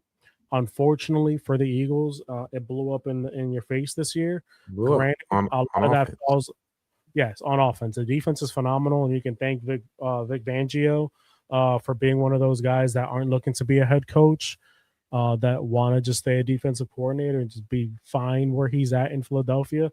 And we kind of got the same thing with Josh McDaniels right now after 2 failed stints as a head coach. But that falls again on the head coach, and that falls on the general manager for not overpowering the head coach at the same time and saying, "Hey, look, this isn't working. We need to do this in season." And boom, let go of Petulio. Um, what I'm trying to say is that situation that happened should fall on Nick Sirianni, and the I fact agree. that you guys are giving him another opportunity speaks volume on the team, mostly because he is a good head coach. I mean, he's a Super Bowl winning head coach. I think he's Yes. deserved that opportunity. But at Yeah. the same time, if it happens again this year and he refuses to change and adapt mid-season, that's one of those things that, like, you got to go. I'm sorry. I, Thank you for what you did, but you have to go. And I, it's yeah. you saw Mike Tomlin, when was it, last year? The Yeah. offense was probably looking the worst we've ever seen in Pittsburgh. Mid-season, he said, "You think I'm?" And he was his friend. He said, "You think I'm losing my job for you? You think I'm going to put my ass on the line for you?" And he fired his offensive coordinator. So I hope personally for Philadelphia fans that it does work out for you guys this year with a new offensive coordinator for somebody as highly touted as he was. But again, what happens if he has another a really good year and then teams want him to be a head coach? That's I mean, I'm the fine. dilemma with I the understand that. NFL. That just comes with the territory. I'm fine with that. Is still is that's the part of the head coach. Like, you got to maintain that continuity in the best way you can, with what you got, and sometimes it just has to fall on them to kind of steer it in the way to success. Like, Mhm. it just went out of control, and when it came down to Sirianni, it's like, oh, we're winning games. You see, look, we're still winning, but it was too much, too many questions going on with the same team that we had before. Too much stuff. It's like, it's okay that it's cool that you win. We want to win, which is great, but it's unsustainable when you get to teams that are playing at a higher level. It wasn't going to sustain to get to the Super Bowl. It's like, oh, once we're in, oh, we can make it through. We're no, you get whooped first round. Like, you skim your way to what the third seed, second seed. I don't even remember, because it was a game where we could have had the first seed or second seed and could have been playing the Packers, and we ended up getting the Buccaneers the first round, or Yep. something. Yeah, got the Buccaneers the first round, and take a L. It's just like, just things like that. It's just decisions that are made, and just in his mind, it's like, it's okay. We're good as long as we're winning. We got it. We're good. We get it together. We Mhm. fight through adversity, and it's just like, it's like, no, it's got to be more. It's got to be more than that. Yeah, for sure. Mhm. Yeah, let's move on. I'm Let's move on. happy that you're finally seeing it. I agree. I was gonna definitely start the campaign to move on. Obviously, guys, MLB season is rolling. My Red Sox guys are doing atrocious. I mean, we just lost the series against the Yankees. Yeah. It's already 2-0. We got another 1 or 2 more games to go, but it's not looking promising. I mean, I think we scored one run in 2 games. Real quick, listen, okay, the ownership has been awful. Alex Cora, it might be time for you to go. The pitching coach I forget your first name, but something Bailey. You, you. Oh my goodness, you. You fucking suck. That's like what I can say. I was trying to say it in a nicer way, but Jesus, you fucking suck. Like Garrett Crochet looks like a shell of himself. If he's hurt in any type of way, put him in IL. 10 days, 15 days, you put him there. Why? Because it's not acceptable for your ace to have a 7.39 ERA. That is not acceptable. Garrett Crochet has never looked this bad. I mean, we were last year, he was our ace. Like he was controlling the mound. He could pitch 7-8 innings, looking strong. And now he can barely make it to the 5th inning as your ace. Our bullpen is a joke. Like, you need to go. You need to go. It's just that simple. You fucking suck with the names that we have on our roster at pitching. Yes, some of them are older, like Sonny Gray, like Ranger Suarez, but it's unacceptable. You got to go. It's that simple. You fucking suck. Like, this is, and I'm a Red Sox fan. We literally have the worst pitching in baseball. With the names that we have, no shot. You gotta go. And then the players, they're doing fine. Wilson Contreras, amazing. He's been doing really good for us at first base. Jarren Duran today, I agree. We're crowded at outfield. We probably need to trade him to get like either help in the bullpen, help with the pitching rotation, just something, you know, like we have people like Masataka Yoshida and Montrasso that are alternating at DH. Like we have a lot of just positions that we're crowded in. We need to move some of those away. We need to get younger players, and we need to help out the pitching because, like I said, it is atrocious.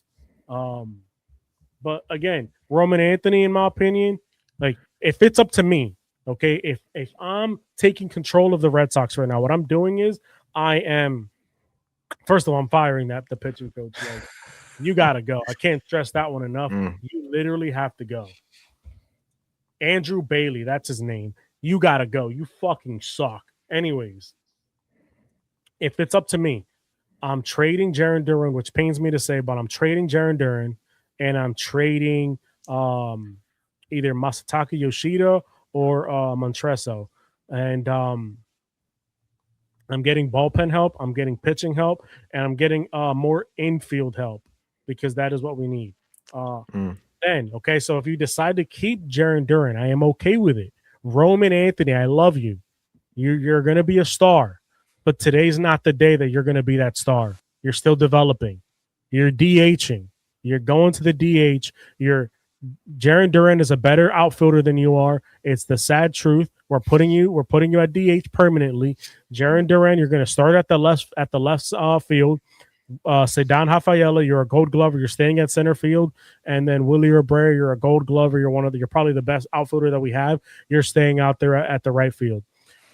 Trevor Story, if we want to keep him, so be it. You're a shortstop. Wilson Contreras at first base. Carlos Narvaez and Connor Wong at catcher. I mean, Narvaez absolutely awful. Like, you suck. That's just my plain assessment. Like, lately you've sucked. You've been terrible at challenging ABS. You've been terrible at batting. Like, you got to go too. Connor Wong, you're decent. I would be okay keeping you and then having you be our starter at catcher if we can't replace Narvaez. Yeah, and then I'm changing the rotation up, starting Roman Anthony at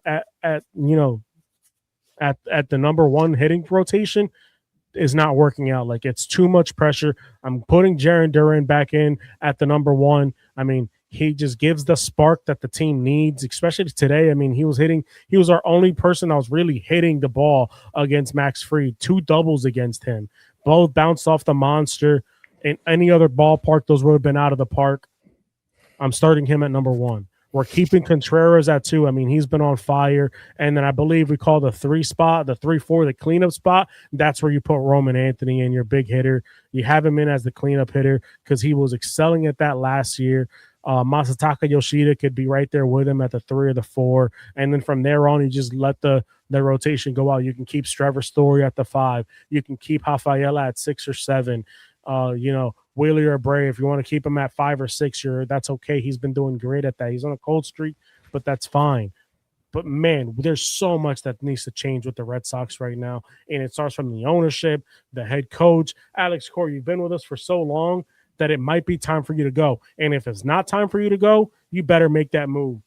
Andrew Bailey, you got to go. You got to go. It is unacceptable. We need to put Crochet on IL. You need to give him time to rest his arm. You need to make sure that you check his shoulder, check everything on him, because he just looks out of breath after 5 innings. He looks like he's tired. If you need to put him on IL just to get him on a training regimen, do so. But we got to make moves. It is unacceptable. This time last year, we were like 12-11, about 500. We are like 8 games under 500 right now.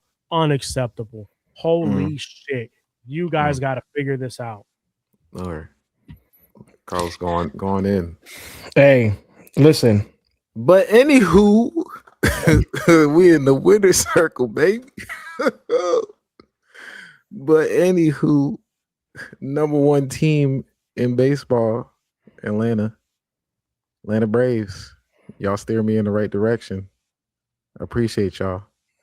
I told number you. 1, tied 2nd in runs, 2nd in batting average, 1st in ERA's been pitching, 1st in what's the WHIP, 1st in BAA, whip, 1st in BAA. It's just everything's cooking is everything's on fire.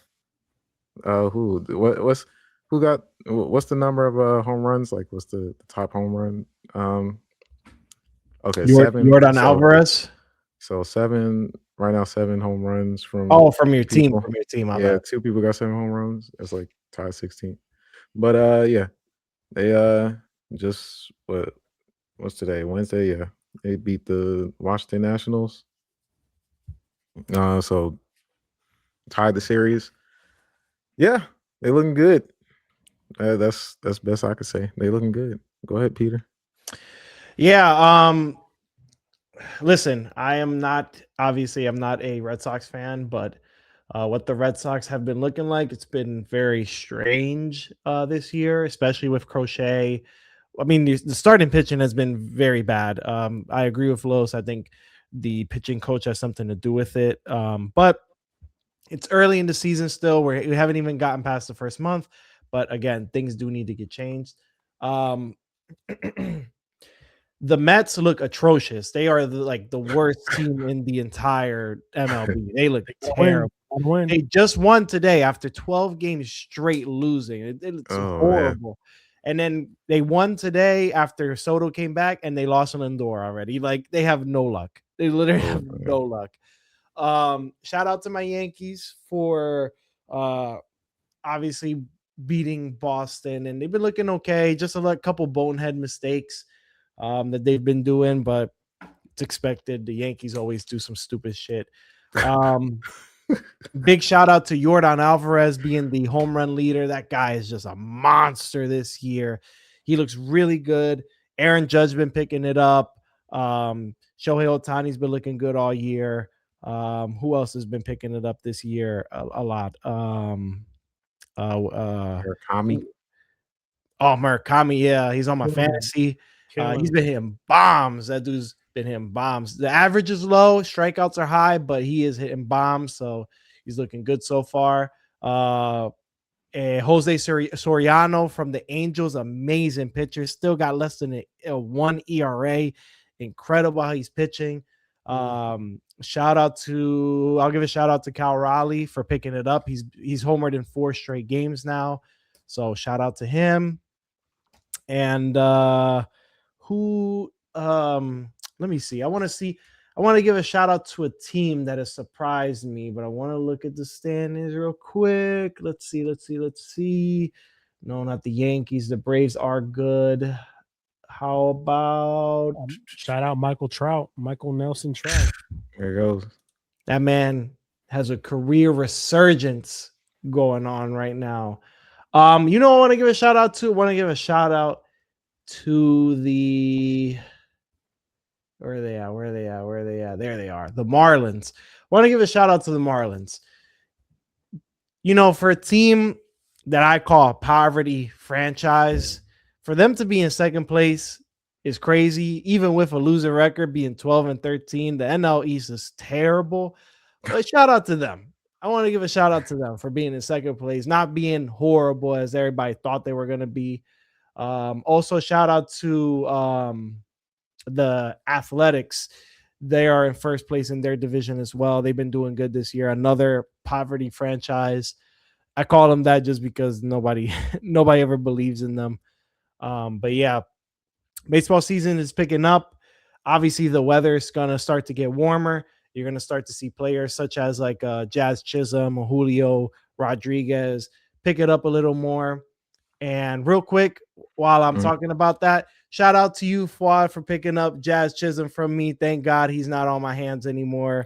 And thank you, Peter, for taking him from me. Yep. And thank you, Devin, for giving me Murakami. I appreciate it. The man is putting up fantastic numbers. Yeah. It's only the 5th inning. He's already got 8 points for me, so I appreciate that. Pete Alonso as well. Pete Alonso's been doing super, super good this year. He put up 17 points for me. So the season's interesting. There's a lot of moving parts. You're gonna see a team. There's gonna be times that people are gonna go on really highs. Yeah. And they're just gonna drop, man. Yeah. Because there's no one that keeps it up the whole year. It's impossible. Same thing with Los. Like Los, I know he got Crochet on his fantasy, and obviously Crochet's on his favorite team. I think Crochet is gonna pick it up. Right now, it looks bad because he's got that 7 ERA, which is just, you're like, what in the world? But like I said, I think he's gonna pick it up. Real quick, while we talk about fantasy team, shout out to me. Shout out me. I am the highest scorer in our league. My team has been going crazy every single week. I just beat Peter last week. Unfortunately for Peter, his pitching screwed him on the last day. Oh my God. So he went for a Hail Mary. He picked up 5 pitchers, and he was like, I need to go big, go home.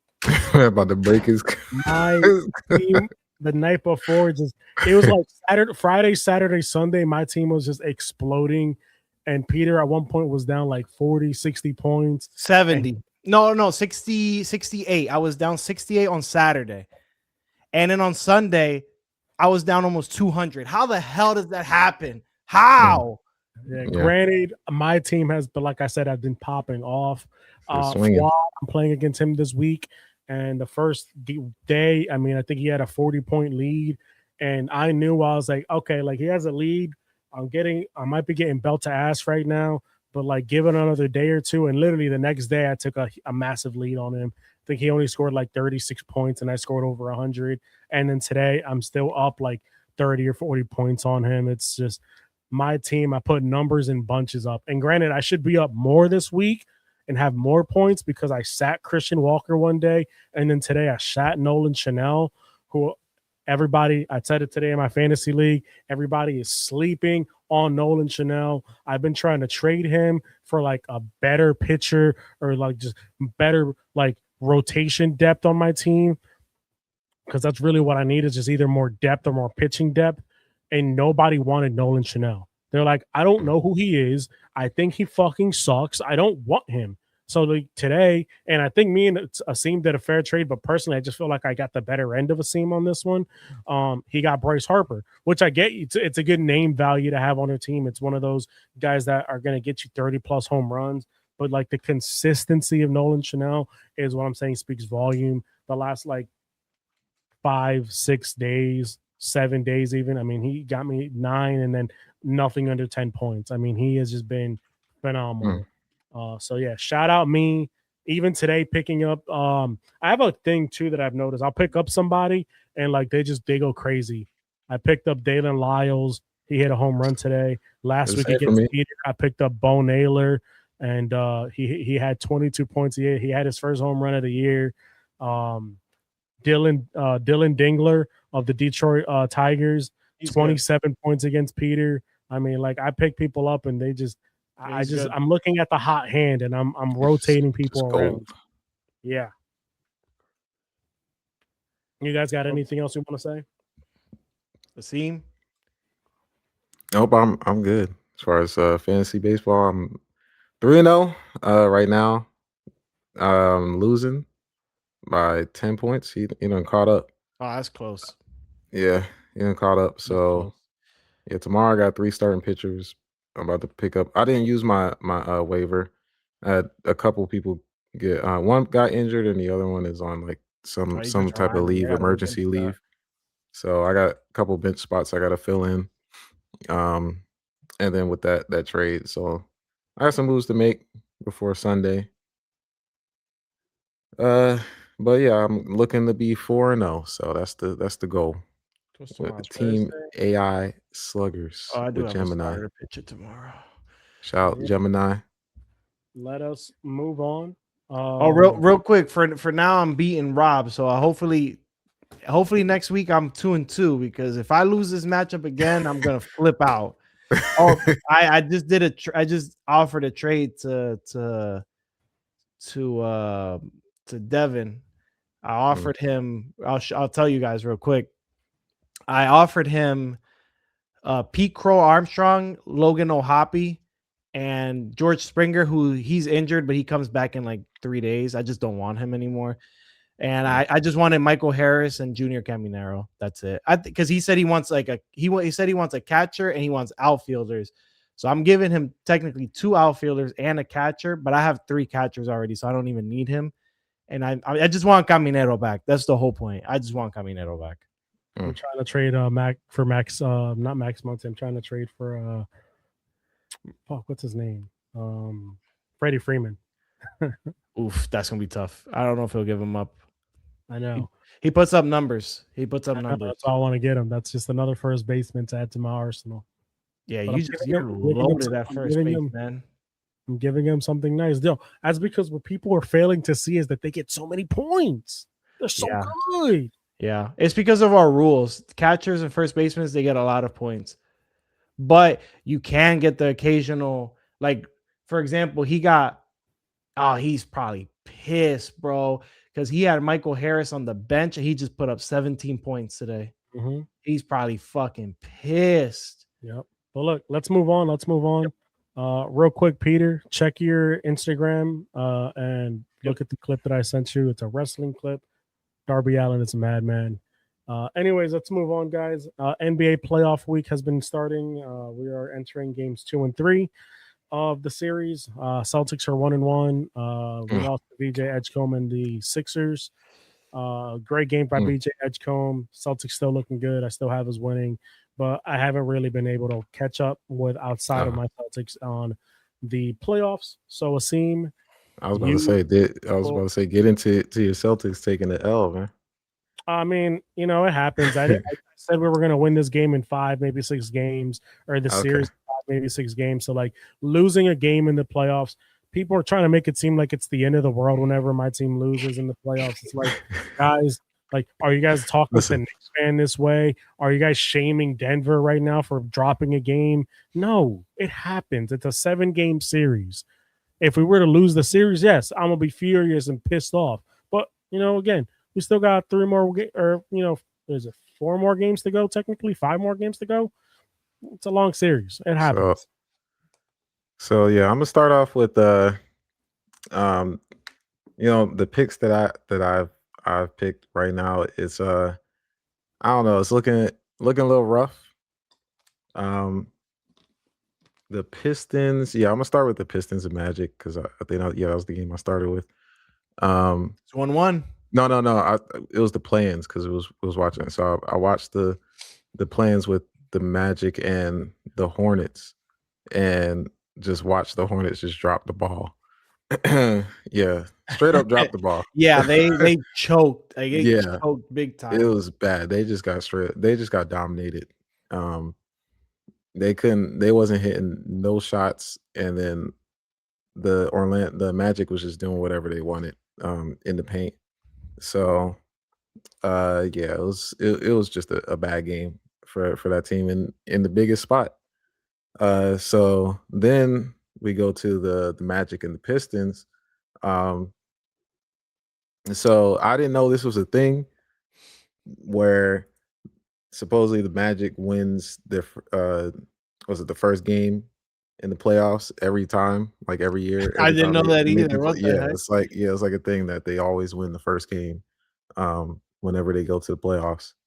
And they did. Then they They did. They kept it yeah, going. yeah, they did. But then the second game, which just happened, yeah, they took it L by more than 10. So I'm still on the Detroit Pistons train. So I think, yeah, I guess the Pistons kind of woke up, and the Magic, I give them their props, I give them respect. After losing to the Sixers like that, I thought they were cooked, but then they came back against the Hornets and the game one against the Pistons. So they're not a team that's just going to lay down. Um, and when their stars are our stars are hitting, they got firepower. They can match up really well. Uh, the Cavs and the Raptors, yeah, I already had the Cavs. They're 2-0 right now. It's looking like And they a look sweep. good. Yeah, it's looking like a sweep at this point. Um, what are we looking at? What's the next? Next we got. Oh yeah, I watched the Knicks and the Hawks. The first game, it was a definite, like, Knicks had it. They were hot. Um, they were they just everything was just locked in. But then the second game, they just let the Hawks come back and beat them, like, to for the last shot. It's crazy. Yeah, they essentially choked it at the last minute. That's So revenge for the video after the Knicks won. They were going crazy outside. That was revenge. I mean, they do that all the time. And I love it when they talk about Trey Young. And he's It not just be even there no more. cursing Trey Young just cause. um, yeah, I don't know. I don't know what's up with the Knicks. It's it's really, I don't know. They gotta get it together if they want to beat the Celtics. It's gonna be tough. Um, but they got to lock in against the Hawks. For my sake, for my bracket, you know. Then we got the Celtics and the Sixers. Game one was just straight domination. Uh, Game was over probably by halftime. Um, Everything looked depleted. Maxi it wasn't hitting shots. Nobody was hitting shots, and it was just a blowout. Second game, they turned it up, got it together. Um, and they showed just life. They're in it. They're not just the team that's going to lay down and and get swept or take an L. So it makes the series a lot more interesting. um and then hopefully Embiid comes back, if he comes back, because it's saying return to 24. So we're looking at, one more game. Yeah, the same, maybe the 24th, if not game 3 or 4. So we'll see if he comes back. If he comes back, then it changes. Yeah, I think it's the Celtics might be in trouble. I'm gonna say that while Carlos is gone. So because he's acting like he ain't sweating, but I'm sure he'd be sweating if Embiid come back, and he's like, yeah, I'm back. Give me, and he plays like 2 games to just beat them. Imagine he comes back, plays, beats them, and is like, all right, I gotta get surgery again somewhere else. Oh my god. he would be furious. You want us to have the worst luck right now. Yeah, that's for the East side. Entertaining series so far, besides the Cavs. So all of them are tied besides the Cavs. Oh yeah, you missed it, Carlos. What's up? I was saying how the Sixers and the Celtics make it interesting, which is with the series being tied right now. Yeah. And if Embiid comes back, I'm sure you'd be sweating. Imagine he comes back, wins wins the series, and then gets hurt. He's like, "Yeah, I gotta get surgery." I'm not really like every year, everybody makes a big deal about when the Celtics drop a game. Reason why I don't care is because we went 6 game with Atlanta. Like we've gone 6 games with Philly before. We've done this every single year.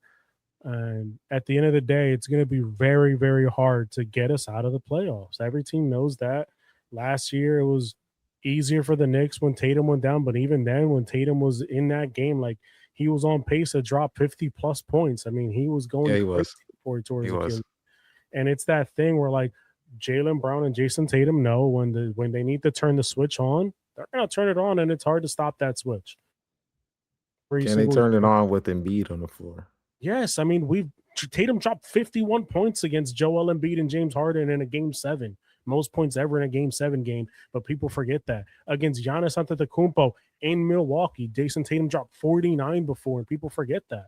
Like people are acting like this is like new territory for the Celtics, like we've always had it easy. No, we've been to war with every team we've ever played against in the playoffs. War. Those games against Milwaukee have been wars. I mean, there was the one game where Grant Williams literally got curb stomped by Giannis accidentally, but he still got stomped in the fucking face by Giannis. And we got up and it was a war. Like absolute game 7s every single time. Like people need, like, it's an overreaction. Yes, we lost the game. It happens. Okay, that's just something. That's how you feel. It is. I'm not. I know what you gotta say about that, Peter. You're the Sixers fan. Listen, it's still early. It's only 1-1. There's no way to really, get excited or nothing like that. I thought yesterday's game was good. It was a good game. I watched like the back end of it. I thought Maxey was doing very well. VJ did good pretty much all game, but Maxey turned it up in that fourth quarter. Yeah. He really came alive in there. And what I noticed too, I don't know if you saw the game, Los, but what I noticed too was like the Celtics towards like the fourth quarter, they were trying to chuck that 3 ball too much. They were living and dying by that 3. And it was not going in for nobody, for Tatum, for Brown, for White. It just was not going down. And they just kept trying and trying and trying. And the Sixers, before Maxey hit those 2 threes back to back, they were really just trying to drive and drive. And they were just slowly like getting that lead bigger and bigger. I don't know what happened there with the Celtics. I don't know why they just kept doing that. But again, listen, it's 1-1. The series, basically, it's like a 0-0 series right now. Basically, like they're both tied. No one's got an advantage right now. Now let's go. The next game is going to be in Philly. What happened? Next 2 games. Next 2 games going to be in Philly. Celtics have been known to play very well in Philly. They thrive in Philly, so that's not going to get to them. We'll see what happens. I get what Asim is trying to say is like, if the team is threatening now without Embiid, how will they look with Embiid? But again, I think it's too early to say it because we don't even know if Embiid's going to be able to be cleared if the first round goes as far as to the final game. We don't even know if Embiid's going to come back. So until I get that report saying Embiid is cleared to play, I'm not even going to be talking about Embiid right now. So like I said, I'm excited. I'm excited to see the next game. I just want a good game. I want a close game. First game was a blowout. So second game was good. It was back and forth. And then the fourth quarter, the Sixers ran away with it. But again, I just want a good game. Okay. Did you guys touch on all the other games? So I already talked about. He was in the West. The East. Yeah, I just finished the East. I'm about to start the West. What did I see? Yeah, I saw the first Nuggets and Timberwolves game.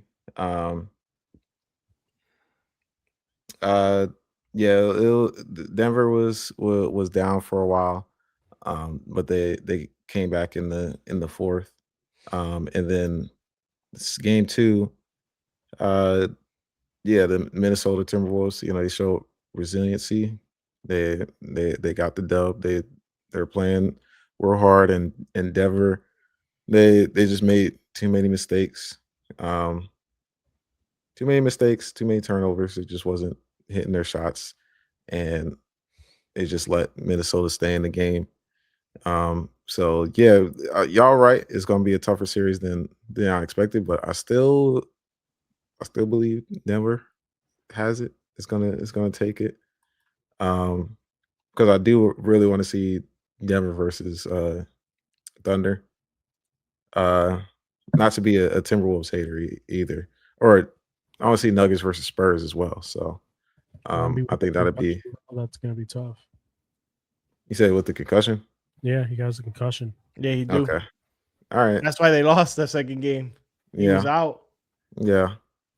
Yeah. Going into that game, uh, yeah, without Wemby, it drastically changes everything. But I don't know. I think that they'll figure it out. Game 3 without Wemby. So even if they're down a game, I think yeah, I think they'll still make it through. Um, yeah, I definitely I don't think it's going to be that big of a setback because they played without Wemby in during the season anyway. But it's So the playoffs. That's the only I thing. know, and it's a higher level. It is, but I think they'll make it through. If they do, then it's definitely gonna be Wemby. Wemby's gonna have to. It can't be no room for error when they go against the Nuggets. If that happens, if it's the Nuggets. Hmm. Yeah, I saw the Lakers and Rockets game. It's just sad to see. I told you. It's I sad told you this to was going to see. happen. I I told was you this was wrong. going to happen, and you I was was doubting. wrong. I You was was wrong. doubting. I Oh told you. man. I told you. Oh man, that's You was bad. doubting. Keep on doubting on the king. It's bad. Yeah, I didn't expect LeBron. You know, what am I saying? Like it's LeBron. Like um even at his age right now with what he's doing, it's an incredible feat. Um And Luka not it- back yet. yeah, without having Luca on the team, like LeBron, playoff LeBron is back. And it's crazy how he's back at his age. It's just a sight to see for real. As a He got like a chip on his shoulder this year. yeah, as a basketball fan, it's like, yeah, you give me this challenge with no Luca, because wait until we get back when Luca comes back. I'm a hold out until he gets back, and when he does, everybody's being put on watch. And uh, the Thunder game is not going to be as easy as everybody thinks it is going to be. With the fully loaded, or not fully loaded, but Luca Lakers team, Luca and Brian Lakers team. But let me get to the Rockets. Yeah, it's just first game KD was hurt, so he wasn't even in. Um, you know, you know, Oh man. just it's just Sengun is just not that guy. A clown, man. He was terrible. Not that guy. It's just like a whole just team meltdown right now. And I think everybody was expecting it, but I didn't expect it to melt down this bad against a Lakers team without Luca and Austin Reeves. But this is the case. So it's kind of like, what do you do? I don't know. And then what's the name? Amen, just not turning out as the prospect that everybody was expecting him to be. So it's just all these things accumulating into this series right now. And I don't know what the Rockets gonna have to do a whole lot of work in off season. They probably definitely regretting picking up Kevin Durant, because how much he signed him for was like 2 years. They gave him a bag for a couple years, Yes, they did. and he's definitely not staying next year. He gone. He gonna hit that farewell tour back with OKC? me with me. No, not OKC.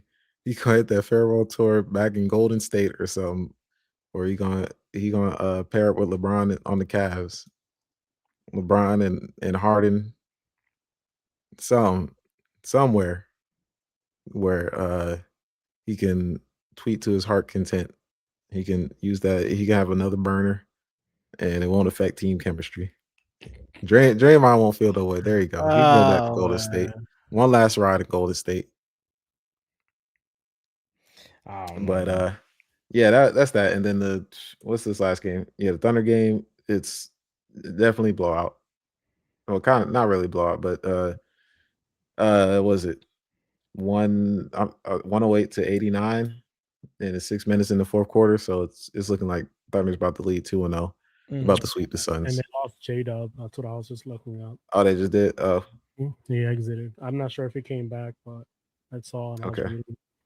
I mean, Dylan Brooks has 26 points right now, That's good. So and Jalen Green, yeah, 21. I guess that's it for our basketball talk, guys. I haven't been listening to any new music. Oh, real quick. I just want to say real quick because I didn't get to say anything about NBA. Mhm. Just I want to say, out of the first round, I think the series that has intrigued me the most is the Nuggets and Timberwolves. 100%. That Yeah. series is really good. Mhm. It's close. Both games have been close. 116 to 115, 105. Mhm. Nuggets win the first game, and then 119 to 114. Timberwolves win the second game. This is dangerous. This is a dangerous series. So I'm very, very much excited about this. The most, obviously, like Sixers fan, so I am going to be watching the Celtics Sixers, but Nuggets and Timberwolves got me like glued to the TV because this is going to be like really good. And then shout out to the Cavs. They've been putting belt to ass to the Raptors. James Harden has been cooking. James Harden's been cooking. Good luck to the Raptors to win this one. That's all I wanted to say. That's all. So, as I was saying, I haven't really been listening to new music. I'm out of date on this stuff just because I've been so busy with the newborn. Oh man, life. So, floor is yours. Yeah, you start off, Peter. I got to hear a little. Oh man, my offer got rejected. Come on, man. Let me see. Christ, I said I'll trade 2 players for a better. Anyways, so I got to listen a little bit of the Mike Earl Sweatshirt project. So far, I thought it was okay. I don't know if I am digging it as much as I thought I was gonna dig it, but I think maybe that's because my expectations are a little high. I did get to listen to your favorite album of the year so far, Seem. Sexy Red's your favorite Sexy trapper, Red. favorite rapper. Sexy Red. And Murakami home run. Oh man. I thought it was okay. I thought it was okay. The Sexy Red project. It's good for what it's what she's known for. It's for the ratchet trap music with the crazy production and going crazy on there. So it's literally like old Gucci Man. It's yeah, like that's what I a thought of. Gucci Yep. Man mixtape. Like everything, the whole aesthetic, all of it, like just like a Gucci Man mixtape. Exactly. That's what I thought. And like her ad-libs feel like Her Flacco. ad-libs are ridiculous. Yeah, so I thought that the project was okay. So I thought it was all right. Other than that, I didn't really get to listen to anything really new. Just those 2 projects, the Sexy Red one and then the Mike Earl Sweatshirt project. And I'm trying to see if I listened to anything else that really like caught my eye like that. I think I was listening to the J. Cole project again. I was like, man, this project is really good. I did. I hit up. I was listening to music and like Forest Hill Drive came on, and I don't know. It's just like, all right, let me. I forgot which song it was, but it kind of reminded me uh of a song off his new album.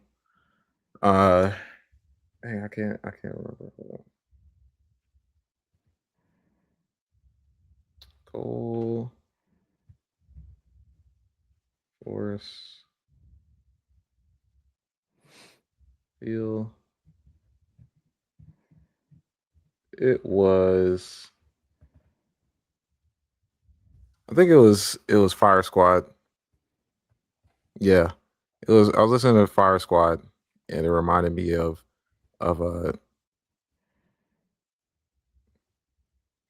what's the one? Oh, Safety. Yeah, Safety. yeah. Just like and just thinking, I'm like, all right, this is kind of what J. Cole excels at. Just like the hard hitting boom bap type beats.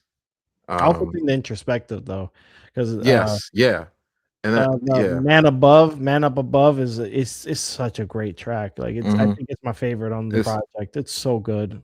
it's like that's what he does well, and and that's yeah, that was just kind of like something that just came to mind. It was like that's something that Cole does well. And when he came out with Forest Hill Drive, I don't know if it's like rose tinted glasses or something, or it's just that's what it actually was. It was like some of his best work that he did, like period. Um, just in my opinion, and how this new album is going to stand the test of time, the Mhm. fall off. Um, just the emotion behind the tracks, uh, the it I don't know, it's those things that I noticed when he did Forest Hill Drive. Um, it's just like you could hear the emotion in the stuff. When he did this, you could hear the emotion in it, but it's just like more wisdom behind it, if that's the best way to explain it. Uh, so yeah, it's that was just something that just came to mind. But as far as new music, uh, I've been listening to. I don't know. I follow this playlist on Apple Music, um, where it just puts out new music, like it puts a playlist of all the new stuff that comes out. I seen the Black is coming back. Six Slack. Yeah, six. He's got two new songs. That he got one with 2 Chains called Sunday Again. Um, and they're good songs. It's been I forgot, I don't even know how long it's been. What, 5 years or whatever since Black dropped something. Feels like it's been a while. So uh, definitely he's got the talent. I like Black. Um, he has his Atlanta roots. Um, what other thing? Oh, I've heard the um what I listened to uh Hovey. Have you heard of Hovey? Hovey, no. Yeah. Hovey, he's like a a Christian rapper, a Christian artist. His probably biggest song is No Longer Bound. No, I haven't heard of Um him. No. he does stuff with Lecrae as well. Um Shout out to Cray. yeah, so he's I like him. I like his music. Is in that realm of hip hop. Um, I enjoyed that album. I liked what he did. Uh, yeah, I think it was just I definitely enjoyed it. It was unexpected. I looked at the what came out, and that was on there from the 17th. I was like, oh, let me check it out. As far as any other thing I listened to, I know a new Flying Lotus came out, so I definitely got to check that out. Um, if y'all listen to Flying Lotus, No. I have heard songs by him. Yes. Yeah, you should check out if Great. you like that. Great great because it's that's Ninth Wonder and what's it called, ain't it? Mm. Wait, hold on. I might be bugging. Yeah, Flying Lotus is like The producer. yeah, he's a producer. Yeah, Yes. That he did a track with Kendrick before, I remember. Okay. yeah. Okay. I think I know what you're talking about now. Yeah, he's a beast. Yeah, he did he's really good. He's done work with oh man, his name is escaping me now. The guy that plays the bass. Thundercat. Yes. Yeah, he's done stuff with Thundercat. Yep. Yeah. Definitely like his like magnum opus album was You're Dead. If you haven't heard it, he's done stuff with the Anderson .Paak, and yes, he has. He works with a lot of artists, and he's really like unique in that production realm. So he has an album 1983. So I'm definitely gonna check it out. Oh, hold on a scene real quick. Who was the Christian rapper you said you listened to? Oh, Hovey. Oh, I know him. Yeah. I know him. I have songs of him. I didn't listen to the. I have Bring Heaven Down, Rain on Me, and Jesus is the Lord. Yeah, I like those tracks a lot. Yep, I do know who he is. Yeah. He can like sing and rap. He can do both of those. Yeah, he's dope. He's dope. Send them in the group. Super good production too. His production is very good. Yeah, we'll send it to you, Carlos. Let's see who else came out. Designer. We're not listening to Designer in big 2026, brother. I'm so sorry. Excuse me. I scroll down. I see Designer on the list. I see was Red Cafe. That's a name I haven't heard. Another one we not listening to in big 2026. That scene just listens to everything. I listen. You got to, man. That's part of listening to music, man. You gotta open your ears up to the stuff, man. I didn't listen to it. I said I'll check it. So here's my process of like listening to an artist or album. Like back then, it was when the whole mixtape era was, and free stuff. It was like the artist that came out was the artist that came out. Then when the mixtape era came out, it was everybody was dropping stuff. So then you get different branches of artists that you like and you don't like, different styles, different states, different parts of the country, different south, east, west, and all that. So I'm not like locked into one particular style of music. And then you got R&B as well, so it's like you count R&B. So if it was somebody that I heard or I'm following, I've heard the Red Cafe mixtape back in the day. I'll shake your head. There's some tracks on there. Oh, I think you meant now. I'm like, it's diabolical. Oh no, not now. But now you kind of see like, all right, you're kind of curious. What are they doing? This person? No, we are not. We are not curious to see what is Red Cafe doing. I don't know what you're talking about. What do you mean? Red Cafe. I'll try to remember. There was it Red Cafe? I think I did hear some of the stuff he was doing. And he was like doing a battle. He was trying to do like battle rap I just can't believe that we're literally sitting here listening to him talk about Red Cafe. Who the hell cares about Red Cafe right now? Oh man, hold up. Hey yo. We got bigger fish to fry here, pal. Yeah, I'm trying to remember. I don't remember if it was Red Cafe or somebody that was dissing somebody. No, Peter, while he does that, check out. Or it's like a Young Money. Somebody from who was the other one for the other guy from Young Money? Are you talking about Gutta Gutta? No, not Gutta. Oh, that's another one too. Gutta Gutta. Yeah. I had that Gutta Gutta mixtape on rotation for real. Leaving. That Gutta Gutta mixtape. Wait, they're serious. Ridiculous. Listen. What'd you say, Los? Check that. I sent you a clip on IG. Another one. Another one. Okay, that thing was crazy, by the way. Of well, Asim, we're just gonna Yeah. skip. And all right, what you got? Oh my This gosh. Drake project that's about to drop. What do you guys? Oh my god. Oh yeah, we go I talk about saw this. Iceman. I saw this. Don't you have this picture too, Los? He did awful today. Of course he did.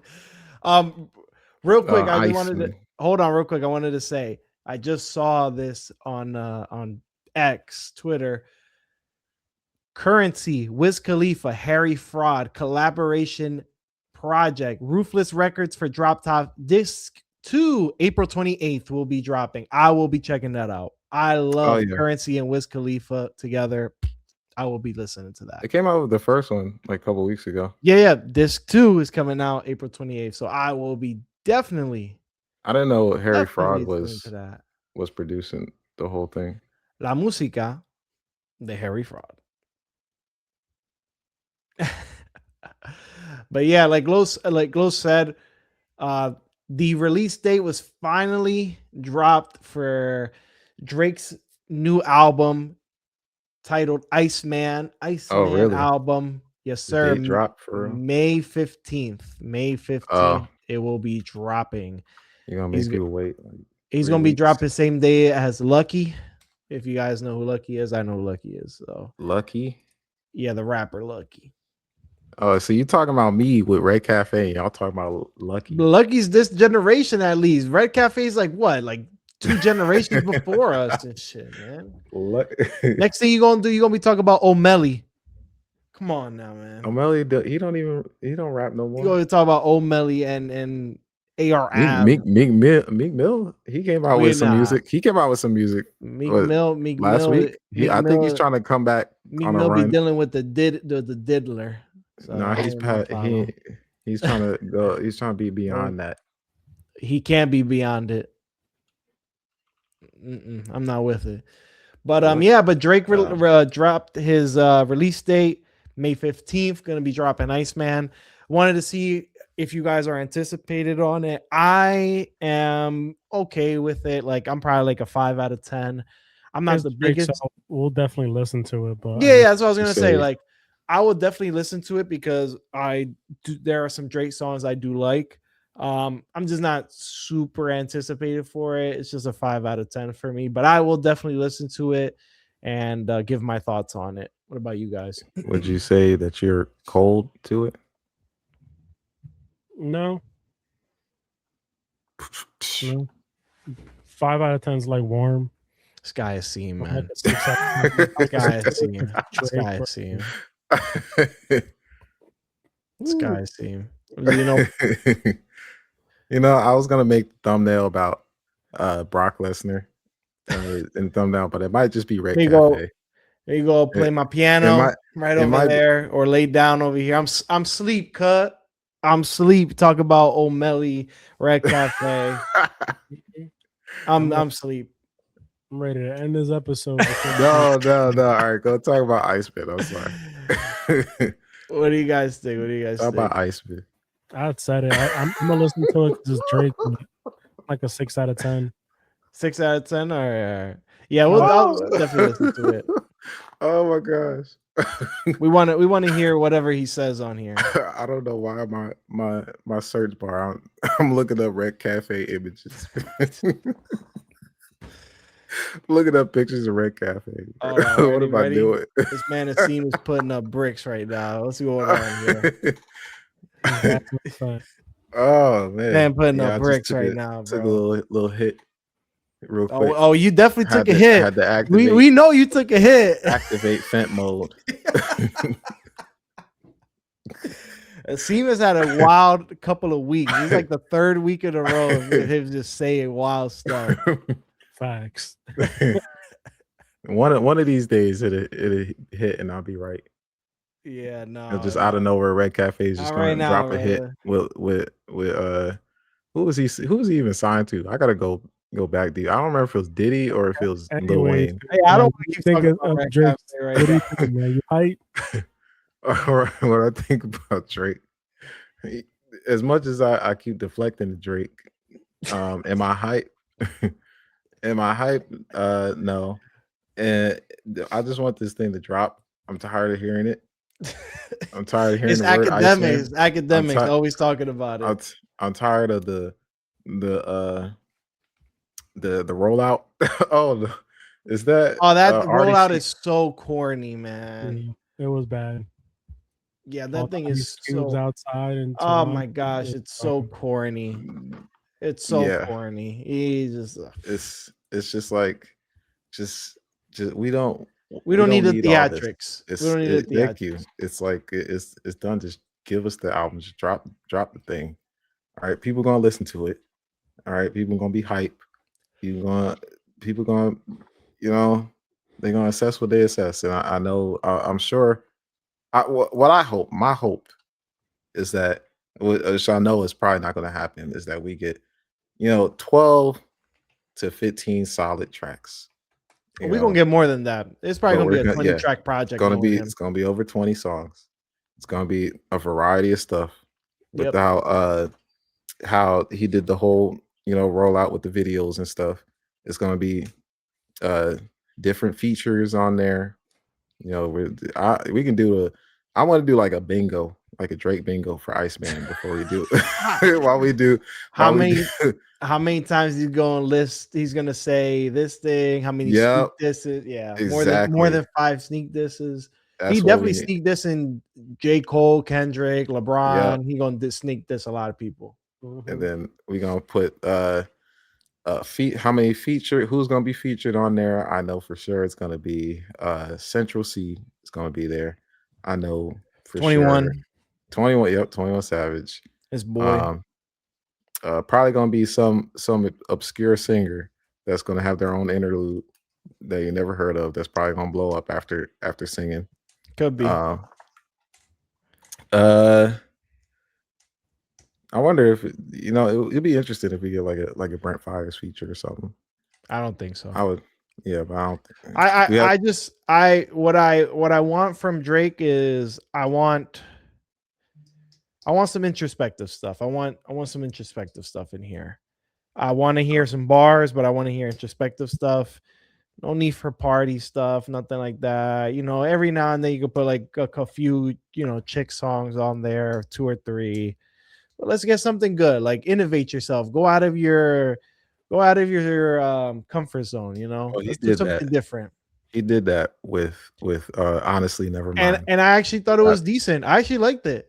I thought it was good. I like it because it was different production. It's different for him. I like people that will go outside the regular. It wasn't good. Hey, listen, it's all I'm good. sorry. It wasn't. It was not good. Besides, like, what, 2 songs? Nah, I Off of think that I got thing? like 5 or 6 tracks I actually like on there. I don't know. And then I was listening to Drake. So I forgot which one it was, but I think it was from For All the Dogs, where he's talking about like how they said people wanted him to branch out and change, and he gave you Honestly Nevermind. Yeah, Like, yeah, he said it on there. so yeah, I thought For All the Dogs was decent too. I thought it was decent. it's like, yeah, he's been dropping like decent stuff where you could take away certain songs. As far as honestly never mind. For All the Dogs, the deluxe, it just had like all versions of Drake. It was like whether the Drake that you like, Drake that you don't like.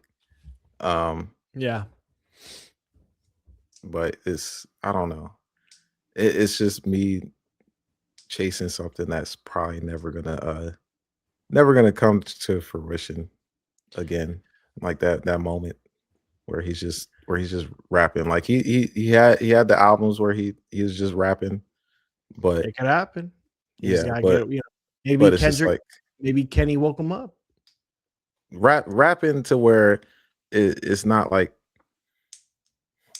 where is the meaning behind it is not being because of what's been going on. It's just like you are rapping because you are Drake, and you give me some good bars, give me some really good production and beats, and Production will definitely be there. His production is always solid. yeah, give me some, and just keep the momentum high.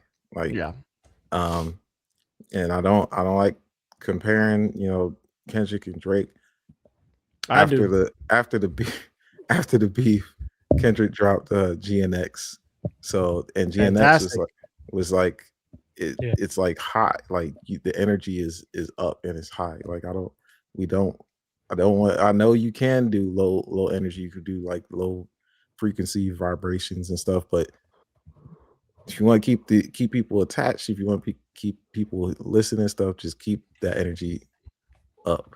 And then once you get the fans back on your side, then you can come back with like a I don't think he take cares care about or that. something. I don't Well, think he cares about well, that. not that. Well, they come back with like a take care or something like that. He's got already far the as music fans on his wise. side. Look at all them people that went out there for the Ice Cube thing. He's Yeah, got it's never he, gonna stop. People gonna- he knows he got him. He got him even Yeah. out the palm of his hand. yeah, it's never gonna change. It's just I want the quality of the music to That's a different be. thing. Yeah, that's what I'm looking for. I don't care about the buzz. I don't care about the fans. I just give me the quality of the music. Yeah. Quality of the bars that's being said. Yeah. Something to take away with. Um Oh, go ahead.